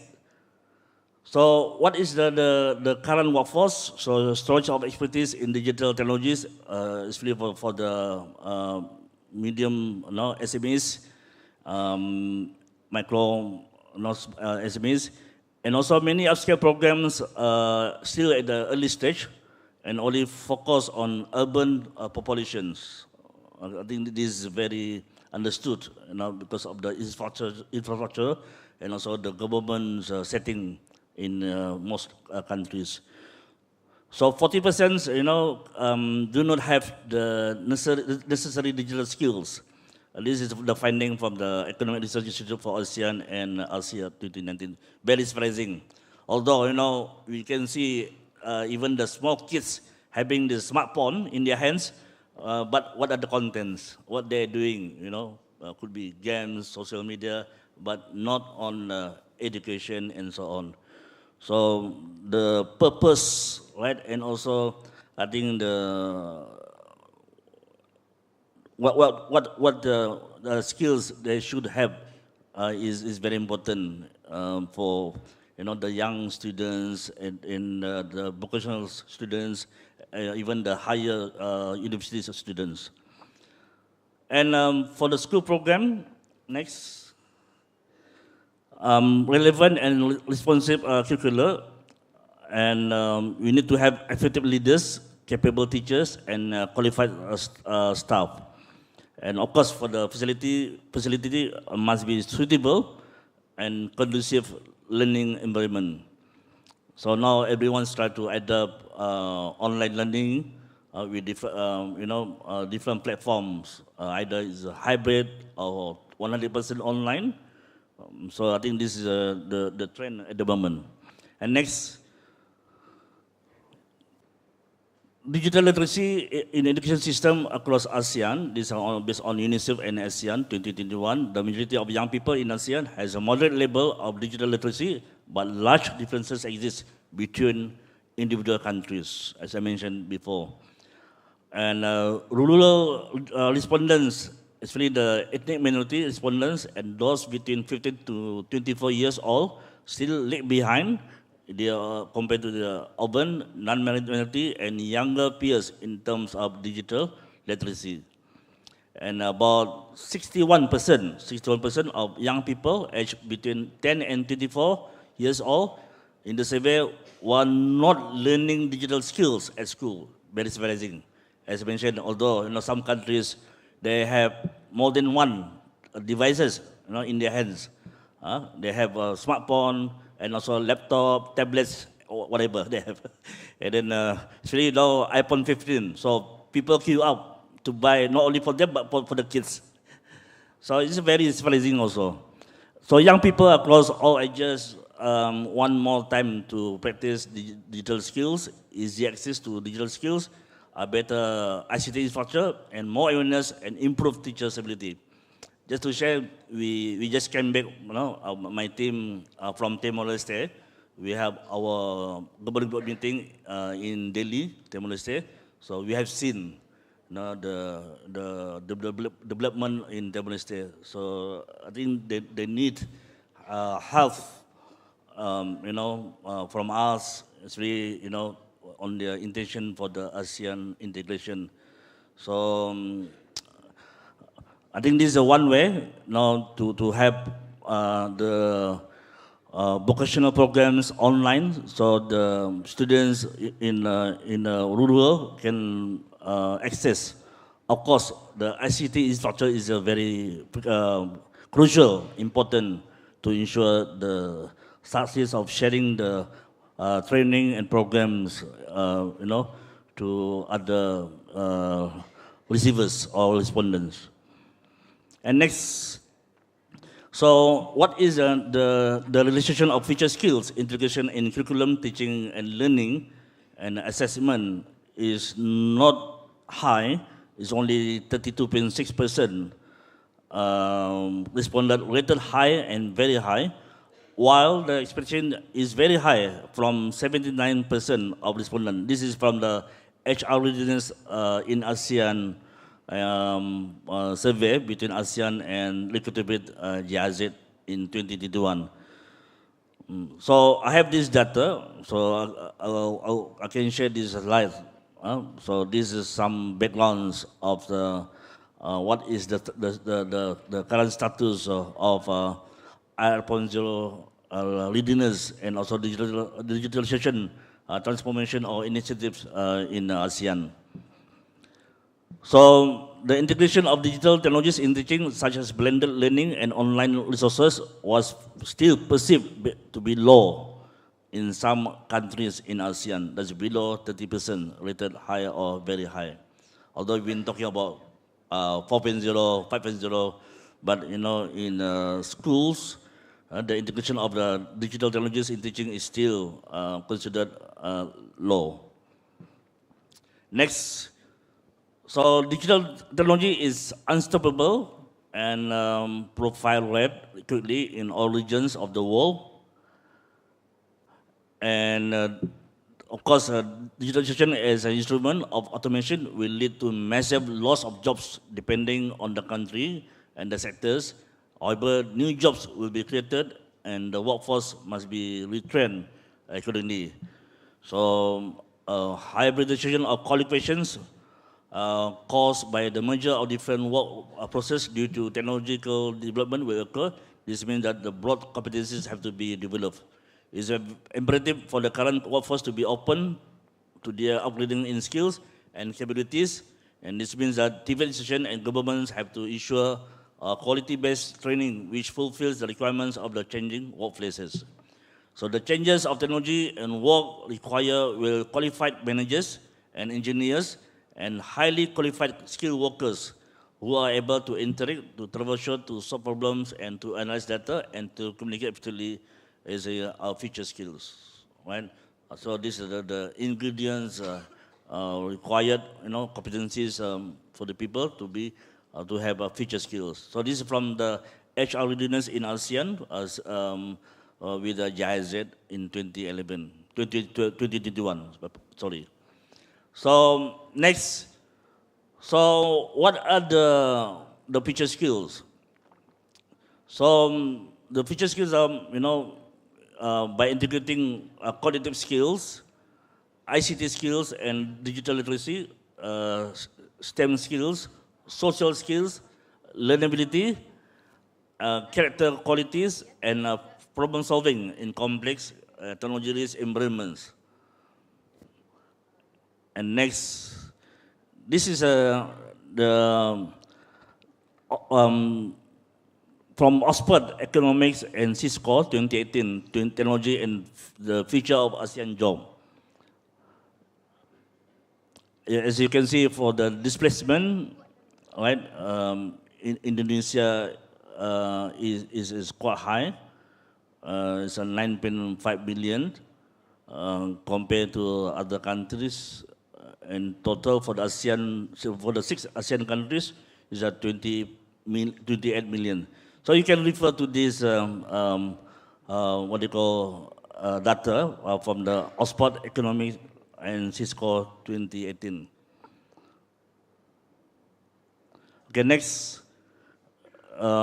Technology-driven displacement of workers. You can see agriculture is quite low, and compared to the IT and communication for the what do you call the displacement of workers, because mostly, of course, IT is moving towards automation, and of course, in some example, mechatronics programs, machining, also moving for automation. Even the surprising also healthcare. I mentioned with my friend this morning. Even our country, we are going to the what do you call data analytics, and also using apps to monitor, our health progress, our blood pressure, and also even during the pandemic, this very highly used Blue Health. In Brunei we call Blue Health. So we have to update all our status during the time through these apps. So healthcare is moving towards on IL 4.0. And next, so this is the impact on the skill, occupation, and sector, technical and vocational hard skills, against the transferable and soft skills. And for occupation, the merged occupations with the new and also still the same occupations. And for the sector, the growing service sector, the change manufacturing technologies, and also using high-tech in agriculture and mining industry sector. So this affect the TVET programs we offered, and also the curriculum contents and the teaching learning environment and process. So it's a hard job for the TVET institutions, because I know it is very expensive to run TVET programs, especially for the engineering and also healthcare. So some good policies and practices. We're looking into the next, please. Global, regional, national, and institutional. So next. This is a map of global initiatives in response to IL 4.0. You can see, like Germany, Industry 4.0, China, Made in China, 2025, India, Made in India, right? So this is the global map. And for the national initiatives, development of digital competencies in ASEAN, right? So ASEAN member countries have their own roadmap and also digital policy. For example, for Brunei Digital Economy Master Plan 2025, for Philippines, the fourth industrial revolution, and for Cambodia, Digital Economy and Social Policy Framework of Cambodia, for Vietnam, National Strategy on Digital Economy, still in formation, and Myanmar and Thailand 4.0, and Malaysia now, 5.0. Before was a national fourth industrial policy, 4IR, but now it's Malaysia 5.0. Singapore, Smart Nation, and also Services 4.0, and our friend Indonesia making Indonesia 4.0. So next.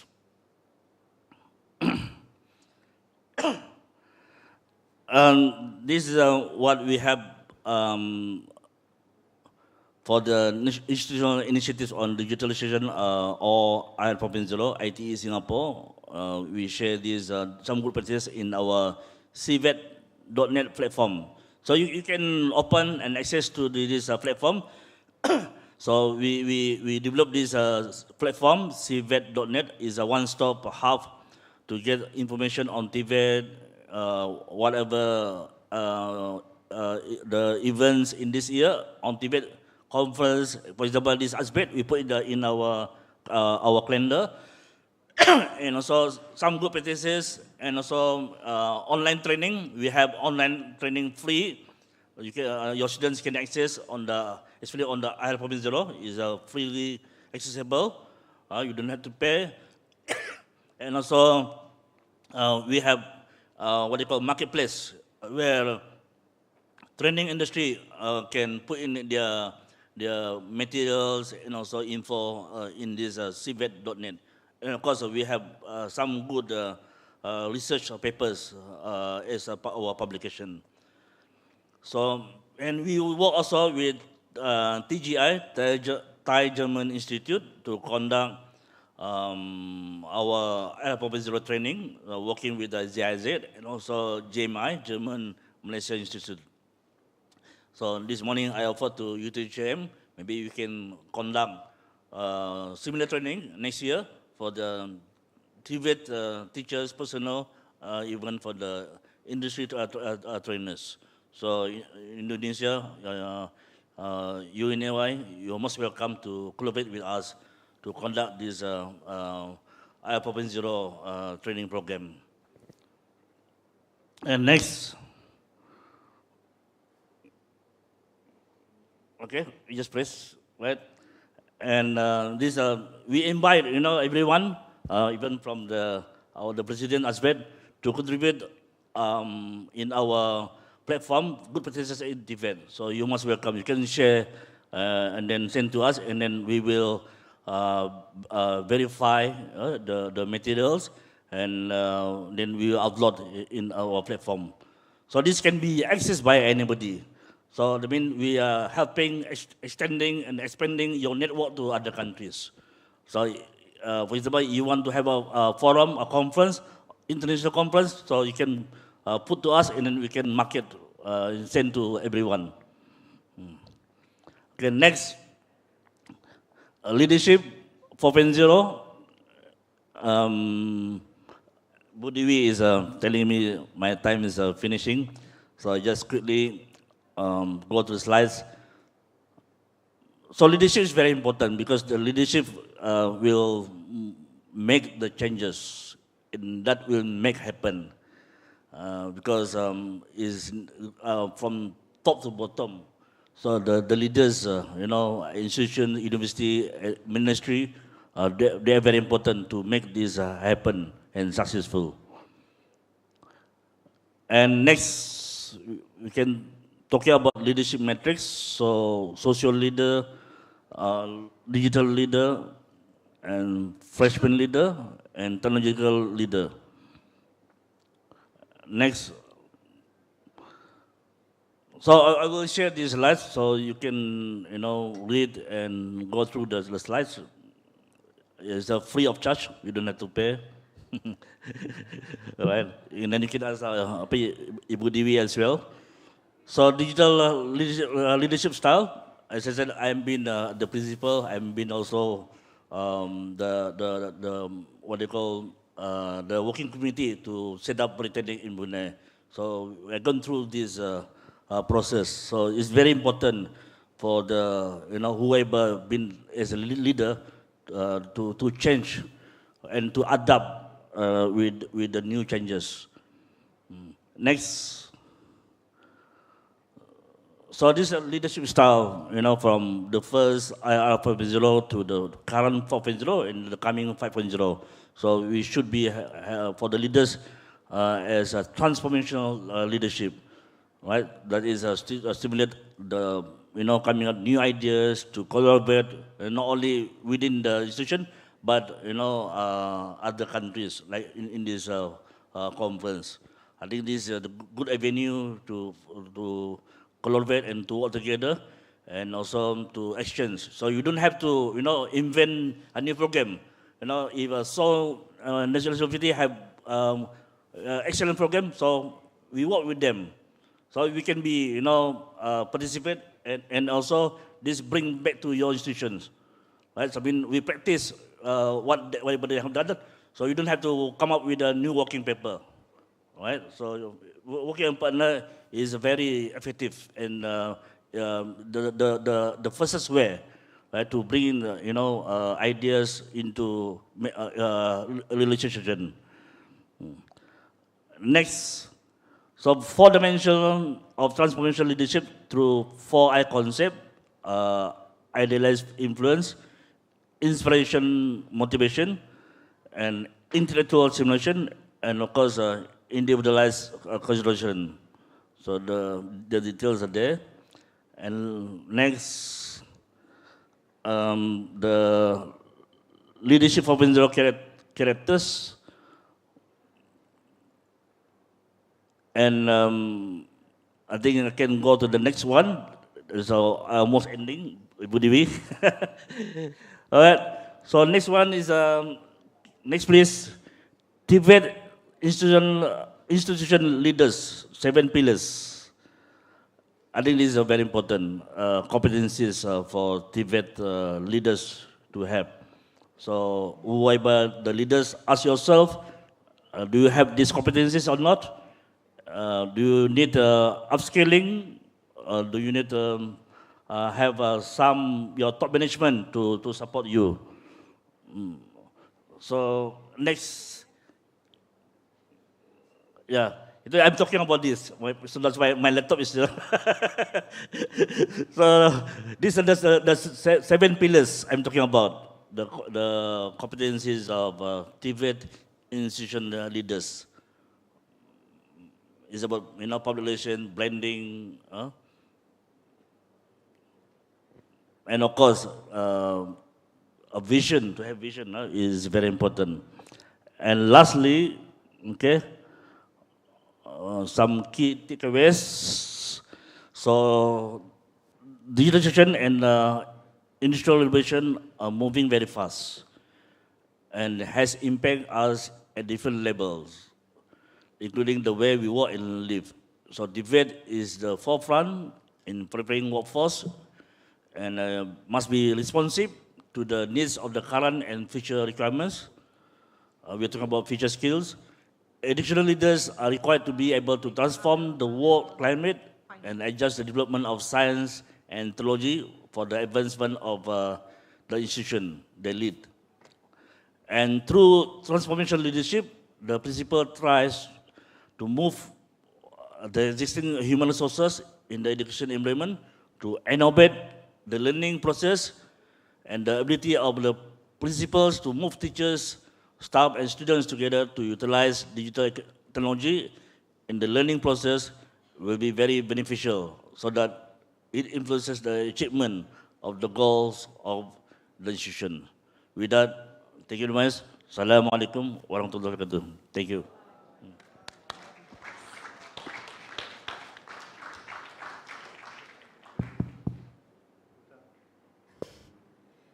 Thank you, Mr. Alias, for very insightful sharing. And then, before further ado, I would like to moving along to further next presenter, Dr. Song Ilna. Oh yes, using podium. Yes. There? Yeah. Oh, this one too. Okay, great. Time is yours. Okay, ladies and gentlemen, distinguished guests and esteemed participant, I'm very honored to be invited as a speaker today.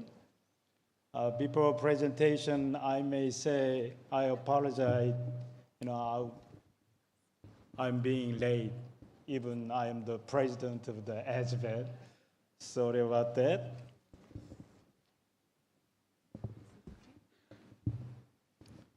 Right? You ready? Okay. My title is Development and Challenges of Vocational Education and Training in the Post-Pandemic Era. Although it focuses on the recent pandemic, we must learn from the experience, even though it is so painful that we don't want to even remember it, but we may learn from the experience. So its content is in line with the digital transformation and even transforming Tibet system. It what?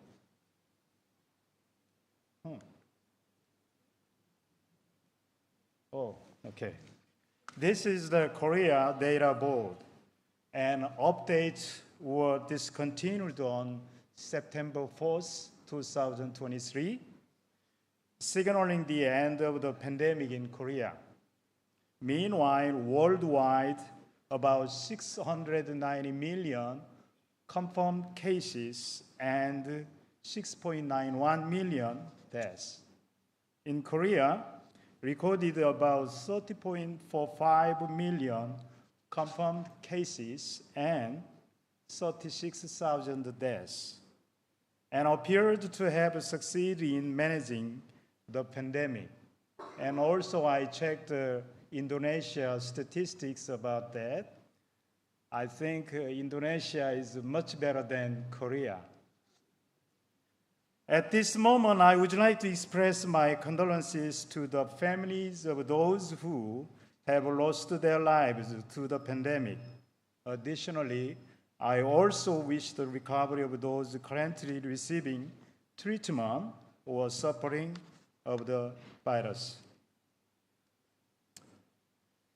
My presentation will consist of a brief introduction, institutional responses to the pandemic, development and challenges, future direction, and the conclusion.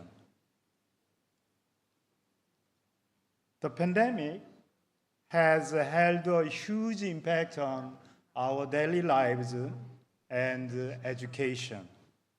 The post-pandemic era refers to the period after May 7, 2023, when WHO officially declared the end of the pandemic. Although some countries may have declared an end to the outbreak and returned to their normal lives before the end. BED is designed to teach learners knowledge and skills to help them in the workplace. I use as a similar concept of abbreviations such as industrial education, TBED, and BPED. Please remember that the scope of the topic is so wide and diverse that it is not possible to comprehensively consider it in its entirety. Please listen to me and gain insight. Actually, the outbreak of the COVID-19 was December 2019, and the WHO declared the pandemic on March 11, 2020, and then the May 7 actually declared the end of the pandemic. This is findings of the ILO 2022 report on labor market in the Asia and the Pacific area. Pandemic has had a severe economic impact, resulting rising inflation, a slow normalization of job recovery, predominant weak and informal employment, and continued lack of decent work and income inequality. In the section of the BED, institutional responses to the pandemic, I would like to focus on the following 6 points. Let's look at each one in detail. Come on. Okay, all right. There are many potential costs of the crisis was not inevitable. They could be encountered effectively by a swift and aggressive public policy responses. And many governments had already work to mitigate them. These policy responses could be classified in 3 categories: coping policies, policies for managing continuity, and policies for improving and accelerating learning. In the coping phase, remote learning has been deployed creatively in many countries. When managing continuity, educational systems should try to prevent dangerous reduction in environment and to close learning gaps that likely have expanded during the pension closures. But there is an opportunity provided by the crisis response and innovation to build educational system stronger and more equitable than before in the page of improving and accelerating learning. Our EGAROR reported in 2022 that the pandemic has left deep scars on students in developing countries. School closure diminishes learning with developing countries, facing a greater setback in lost class time. The chart of the week reveals the duration of the disrupted classroom time for 5 to 19 years old, constituting a significant portion of the world population. Learning losses have been unequal, with developing countries experiencing school closures lasting twice as long as advanced economies. Adverse impact is amplified due to a higher proportion of school-aged individuals in developing countries compared to advanced economies. And the ILO and World, ILO and World Bank report from the 2021 focuses on the impact of the pandemic on Tibet programs. Disruption to Tibet program due to the pandemic include closure of Tibet Center, obstacles in providing training, and suspension of the apprenticeship and practical skills training, assessment and certification. And Tibet institutional responses include shifting to alternative teaching and assessment methods, mobilizing human and financial resources for distance learning, building new partnerships, and implementing measures to address skills shortage in essential sectors affected by the pandemic. Tibet institution used a variety of online platforms and tools to provide practical skills training as well as offline platform. Half of the Tibet institution produced and used additional materials responded by establishing public-private partnership and developed and utilized many training programs, practice, and resources for sectors with labor and skill shortage. This slide illustrates the shift in the adoption of distance learning before and during the pandemic. Initially, only 12 out of 93 countries frequently employed distance learning. However, during the pandemic, over half of the respondents reported transitioning to entirely remote courses and training. Notably, in low-income countries, just 2 out of 17 countries indicated that they were delivering full remote training. Presenting the key findings from the ILO and World Bank's 2021 report on Tibet stakeholders. Lack of preparedness to respond quickly to the pandemic shock, the shift to distance and learning through the learning by doing, digitalization and accelerate changes in education system and labor market have caused confusion and the awareness of the benefit and challenges of distance learning has increased, especially in low-income countries. The provision of quality of Tibet in vulnerable households was hampered. The pandemic has shaped and strengthened public-private partnership in Tibet. Challenges remain in providing the practical skills and work-based learning that are fundamental to Tibet.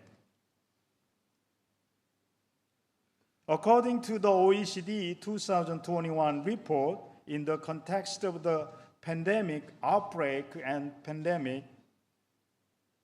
remote learning solutions were used in upper secondary vocational education and training institutions.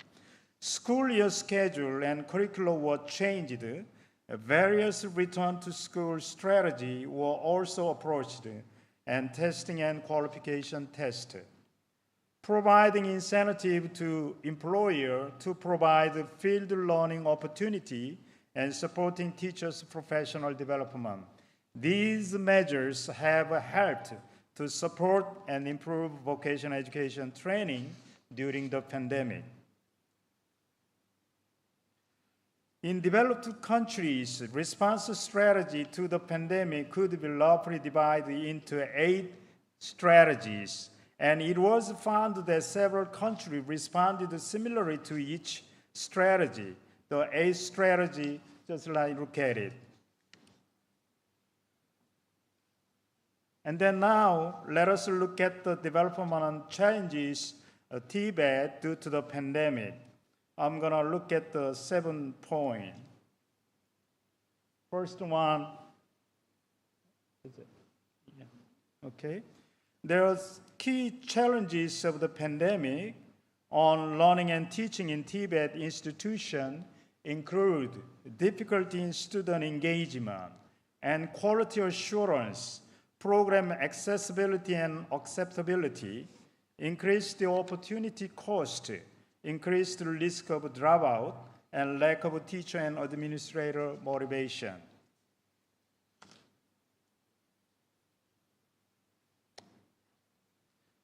There are key recommendations for distance learning include the strengthening system, resilience, and investing more in digital and related technology. Effort to ensure participation and learning of underprivileged students in distance learning. Includes a variety of educational approach. Delivering practical skills remotely is challenging for Tibet. So investing in new learning methods and increasing delivery flexibility is essential for Tibet.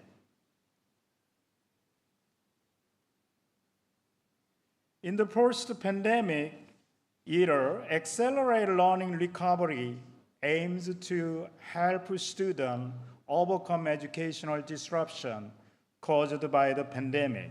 It's vital for bridging gaps and ensuring students acquire skills for their future career. Best practitioners and leaders play a crucial role in their process. They must employ a student-centered approach to help students recover lost ground and succeed in their vocational education and training. Their efforts are essential for student progress and academic rehabilitation. The ILO 2022 Employment Outlook reveals a partial recovery with the traditional sector still dominant.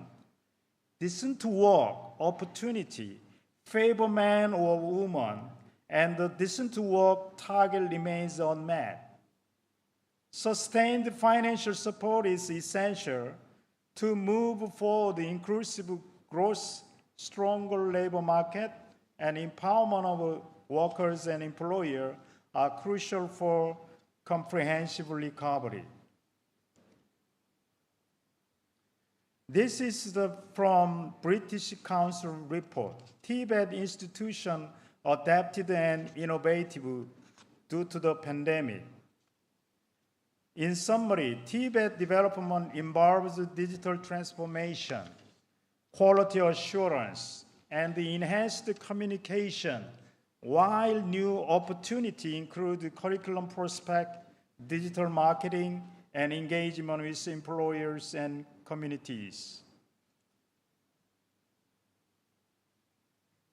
The ILO and the World Bank made 3 areas, 10 recommendations to Tibet stakeholders in 2021. Increase crisis response readiness by developing education sector plans enhancing the capacity of Tibet teachers and education plans and enhancing the capacity of Tibet teachers and learners to adapt to changing circumstances. And enhance access to education and training by improving internet infrastructure, ensuring affordable connectivity, and collaborating with private education technology entities. Increase effort to reskill and upskill workers, aiming to achieve full employment and facilitate post-pandemic recovery. The pandemic has brought major changes to vocational education and training with a focus on curriculum, teacher development, and teaching material and technology, learner learning, and educational system. Especially for the educational system, have shifted to online and branded learning, strengthening industry partnership, and improved quality assurance and accessibility. These changes are shaped the future of Tibet by emphasizing technology adoption, digital skills, and flexibility in Tibet. And to explore the future direction of the BAT in the post-pandemic era, I would like to share 7 points. This is the figure represents the cost of changing affecting Tibet system. This change may be more broad and directly affect a large or small number of dimensions. We can consider that the need for change comes from what we have called drivers and trends. These drivers report to changes in the social, political, and economic conditions of a country that may raise new demands for education, social integration, or types of skills, or the economy. In this context of new demands, BAT may be identified by politicians and stakeholders, as well as public opinion.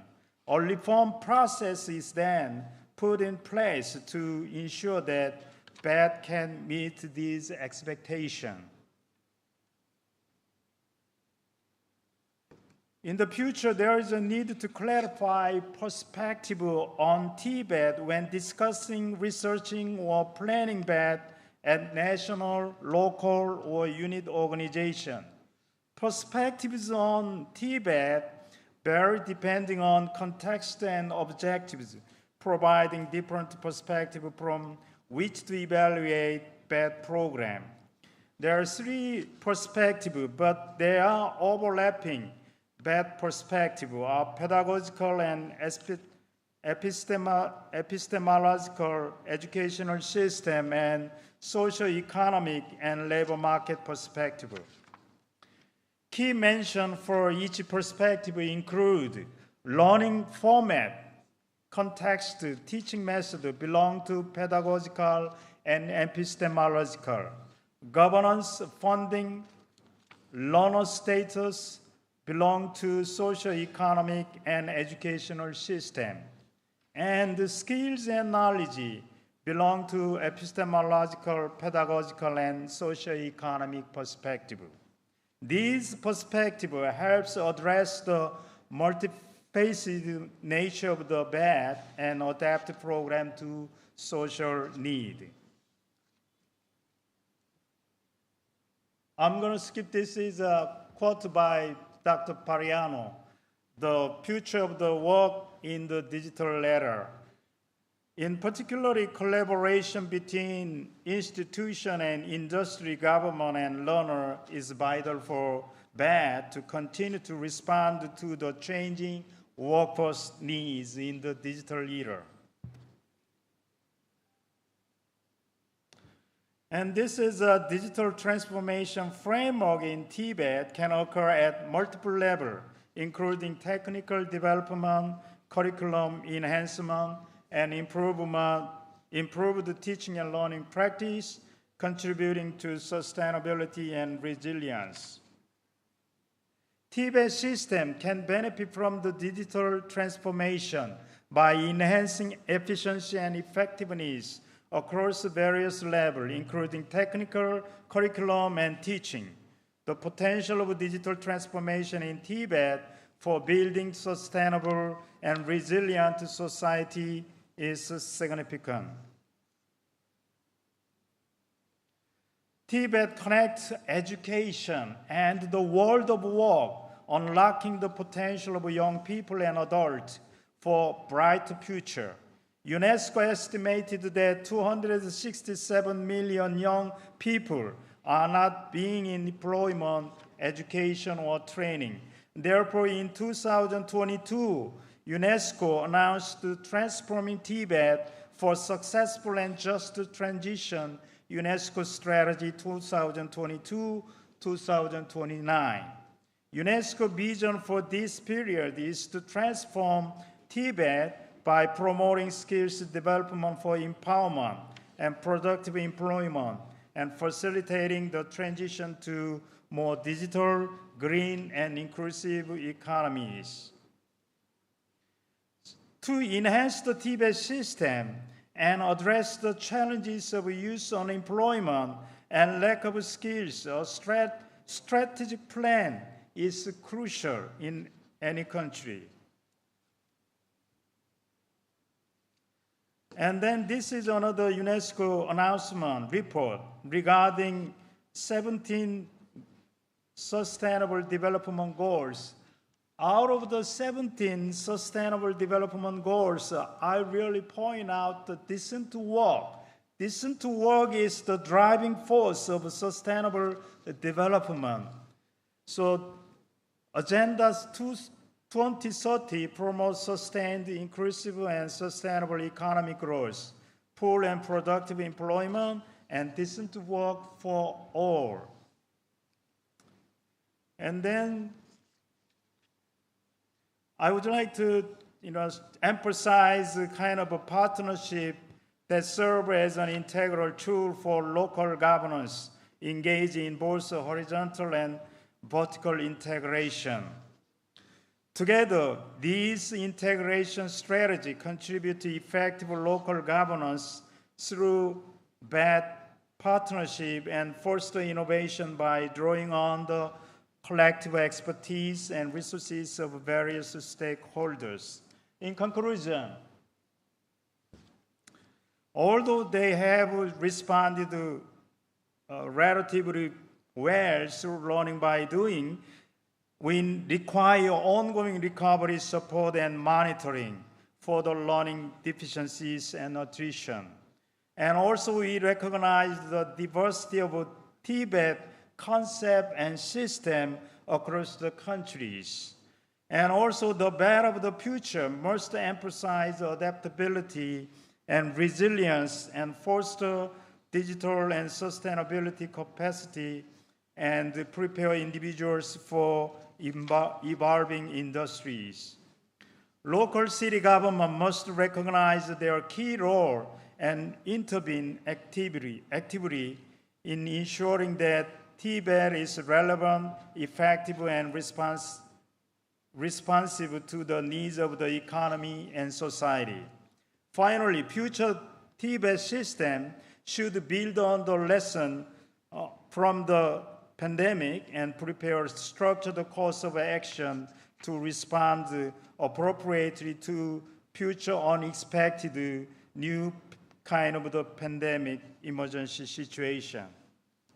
This is the recommendation to stakeholders based on what I presented so far. So I'm going to stop here. Thank you very much for your listening.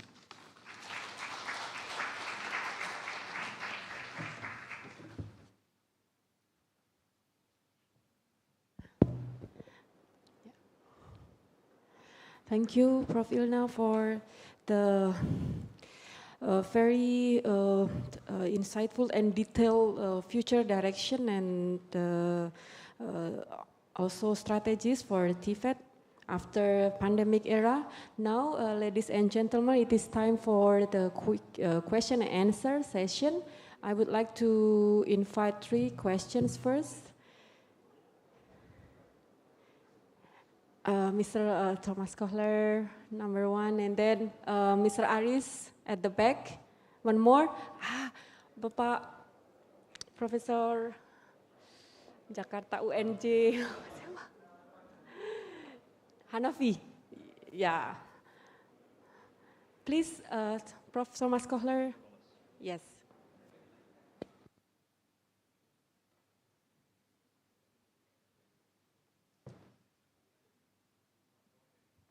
Oops.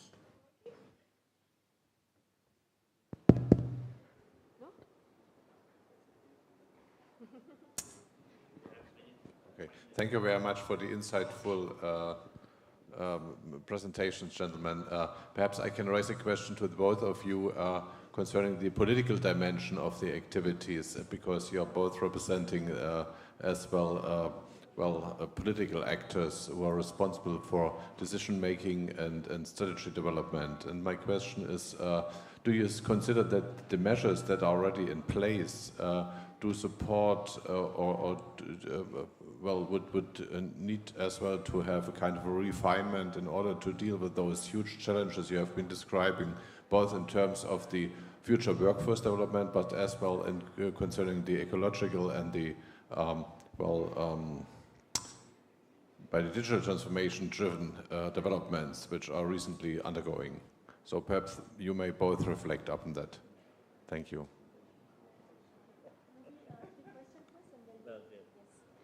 Thank you, Prof. Thomas Kohler, for the question. Number 2, Dr. Aris, please. Okay, thank you. I'm Aris from Universitas Negeri Malang. In line with Professor Thomas, for both of the speakers, after the pandemic era, they have the mitigation, they have the decrease of the skills of the student. For example, who is intake in 2020 until 2022, they have decreased than before the pandemic era. So how the mitigation to booster the skills again, whether the political decision maker will be forced retake the rescaling again, there will be effect for the investment again, the money or something again, or just leave it and focus on who student intake in 2020 after 2022. Thank you.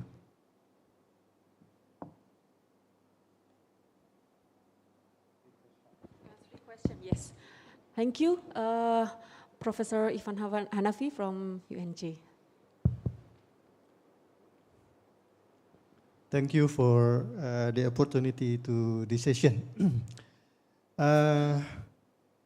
Mr. Alias, I think your experience as a leader in the vocational area, this is important thing to share how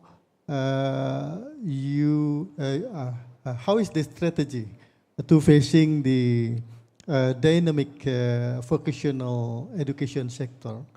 Then after that, maybe based your experience, can you share how to manage the vocational institutions like FOCTEC? For the Professor Sungna, I think one question, in the vocational education, we have constraint according to the how to prepare the teacher, a special teacher, or we here call is what we call is the productive teacher. This is meant based on the field of the study program. So my short question is, in Korea, how is the strategy to prepare the vocational teacher? Thank you.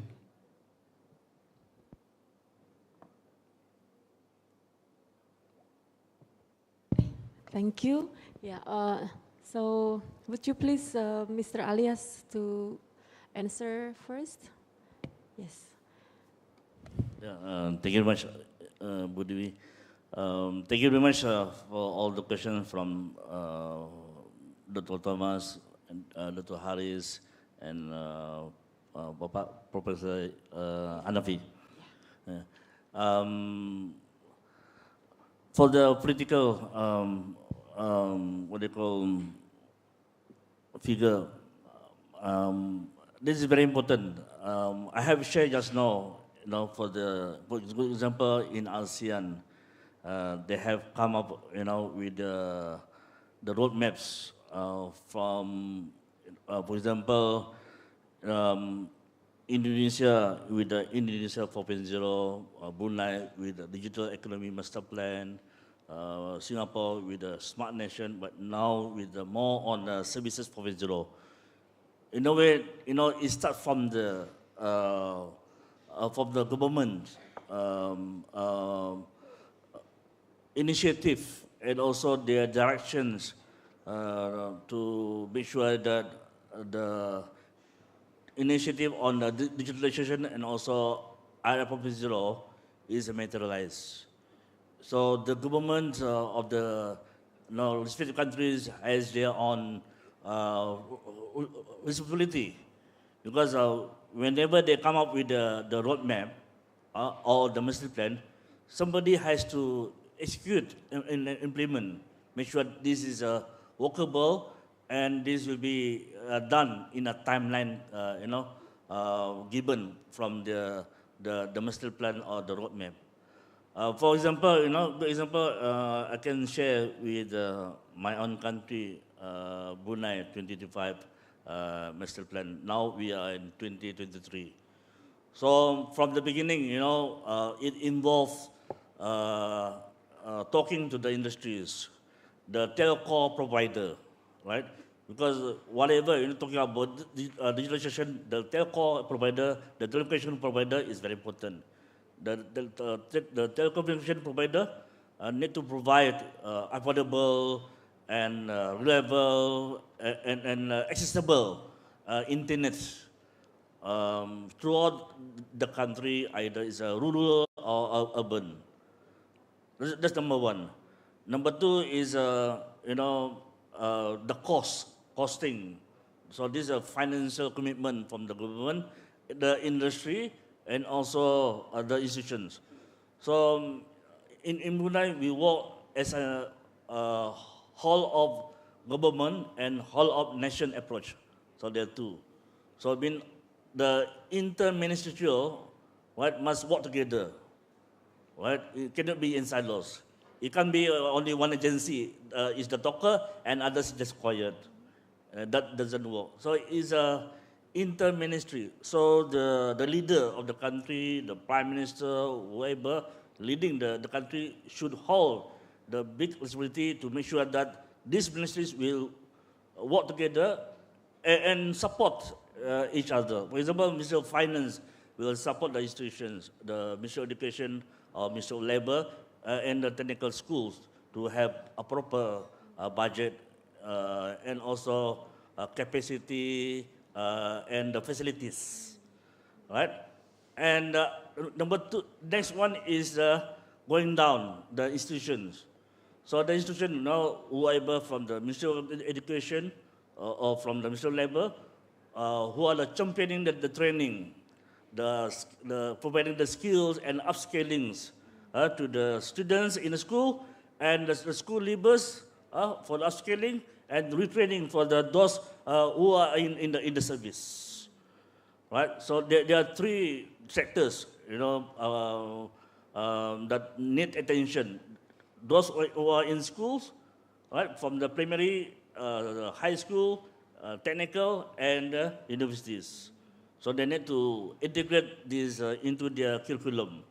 So who are the provider in terms of technology and advice is the industry. So the industry need to work together. I agree with Ibu Dewi this morning, the Director General, talking about making sure it's a compulsory for all the vocational institutions to work with the industry. That is very true. And that is the most effective way to make sure that the skills or the programs run or offered by institutions are matching the requirement of industry. And also the curriculum. Because if it is done, so the industry players will have no say that your curriculum or your program are not matching their requirements. So they need to work together. So the three, the three players, government, institutions, and industry, they need to work hands in hands. And this has been proven, by some countries, for example, Singapore, right? In German, right? With the dual system. So this is something that others can follow. So you don't have to think, spend your money to do the what they call on the study and so on. So look at others' success stories and learn from there and adapt. Because we can't wait and we can't left behind, right? If you wait in another few years, and then we will leave behind. Because the economy is depend on the workforce, and the workforce, they need skills. So the skills, they need to provide it with a proper curriculum and content, and also the technologies. So the government, especially the Ministry of Education, cannot afford to provide all these technologies and facilities because it's very expensive, right? It's very expensive. So the industry is the one who should provide and support and work together with the institutions by having their missions or technologies in the institutions, so they can work together. Right? As I said, some in countries, like even in Indonesia, I've seen some good practice, like teaching factory. They implement teaching factory concept in the institution. This is a good model, right? So there are a lot of good practice that can be adopted. But as I said, these three, bodies are very important. The government, right? Industry, and then the institution. They need to work together. So from government side, the economic, the finance, right, and also the Ministry of Education, who are in charge of the TVET programs, they need to, work together, so that whatever programs provided is in line with the requirement of the economy. Okay, so that's very important. And the question from Dr. Harris, mitigation, I think this will be from, no, but I want to answer from Dr. Hanapi. I think every countries have their own challenges and issues. It depend on the size of the country and also institution. As I said, I have been to Timor-Leste. They are quite late behind, but they are very lucky opportunity to receive funding donors from the different what they call bodies, from JICA, from Korea, from China, from Germany, and so on. So, and I went to the school, one of the top vocational school in Timor-Leste. So they have everything, all the equipments, the latest technology.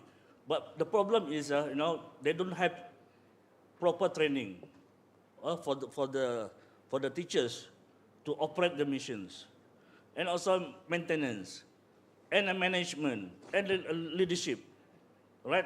So this create problems, right? So you have to have a healthy environment within institutions that, from the top management support training for the teachers, and also the teachers make initiative to talk to the industries, bring the industry to the institutions, so that make sure that all the missions provided, will be maximized, right? So, and I think we're working with, like example, National University has been one of the top, in the world, even in the German institutions, which have their niche in the TVET programs.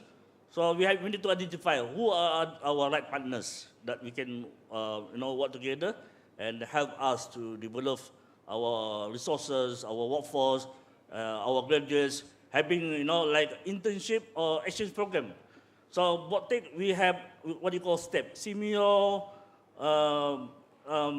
what do you call this, STEP exchange program, STEP, Simeo, exchange program, TVET exchange program, STEP, Simeo TVET exchange program. This is a platform that now we can work with among the institutions in different countries to have exchange, and then to tailor or match which programs, which university or which institution that you would like to send and collaborate. And now we are working with Korea, ROK, to send students from the ASEAN countries to Korea, and receiving students from Korea to what they call study or learn the culture and also the programs in ASEAN member countries. So this is another way part that we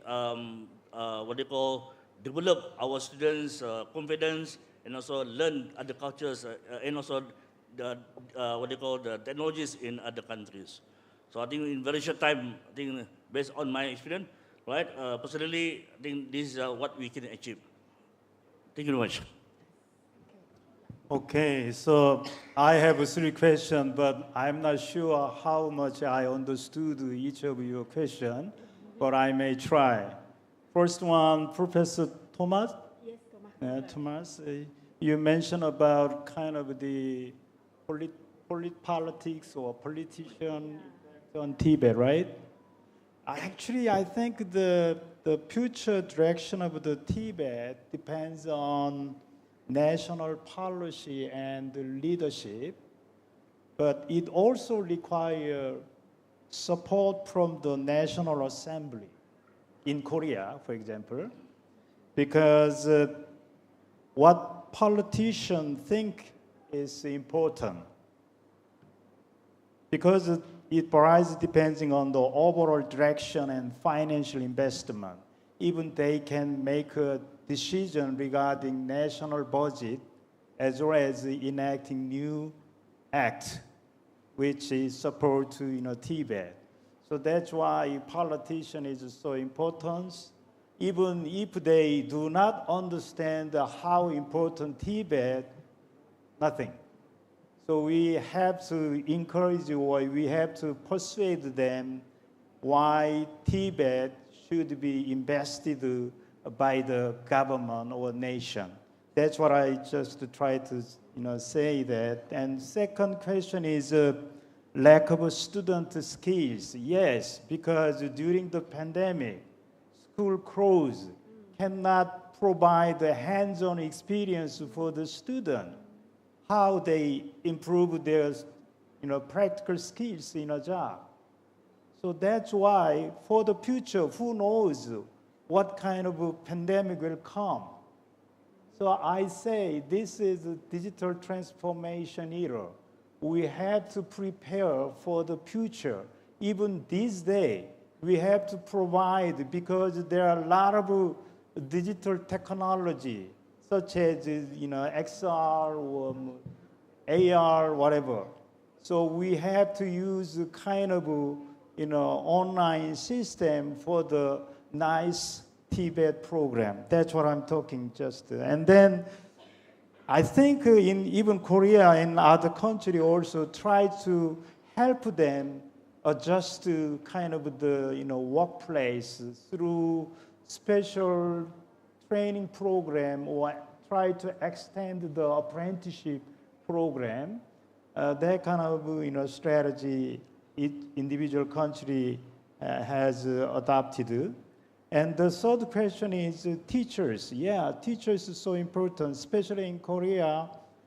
Our new administration tried to develop more digitalized industries, such as semiconductor or high-tech or drone kind of things. That means we need new workforce and R&D talent.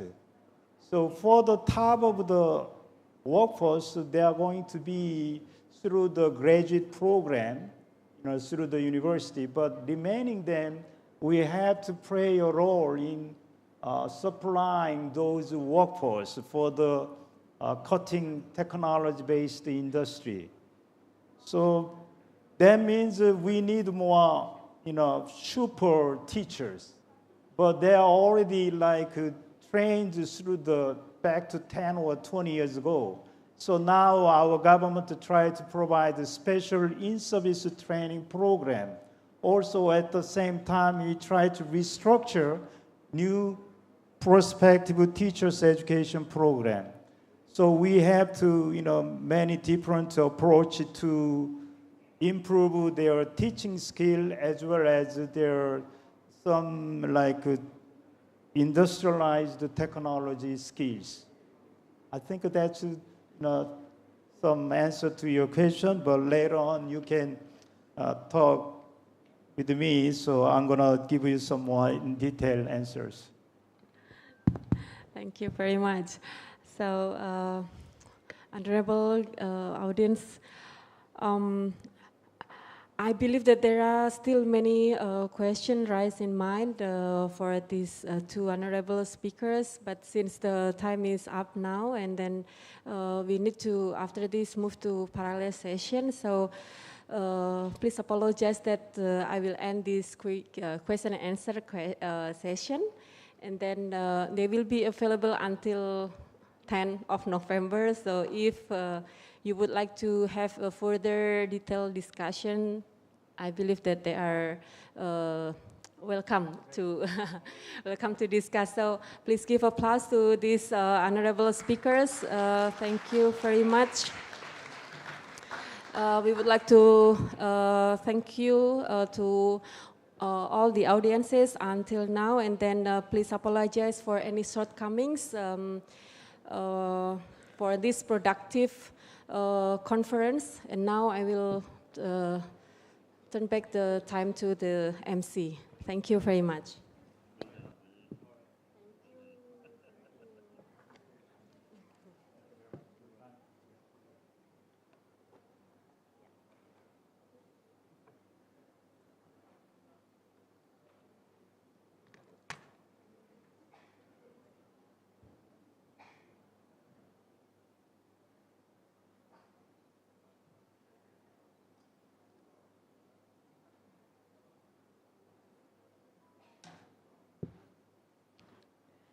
Ladies and gentlemen, we are finally at the end of the opening ceremony of the 19th Asian Academic Society for Vocational Education and Training, AASVET International Conference 2023.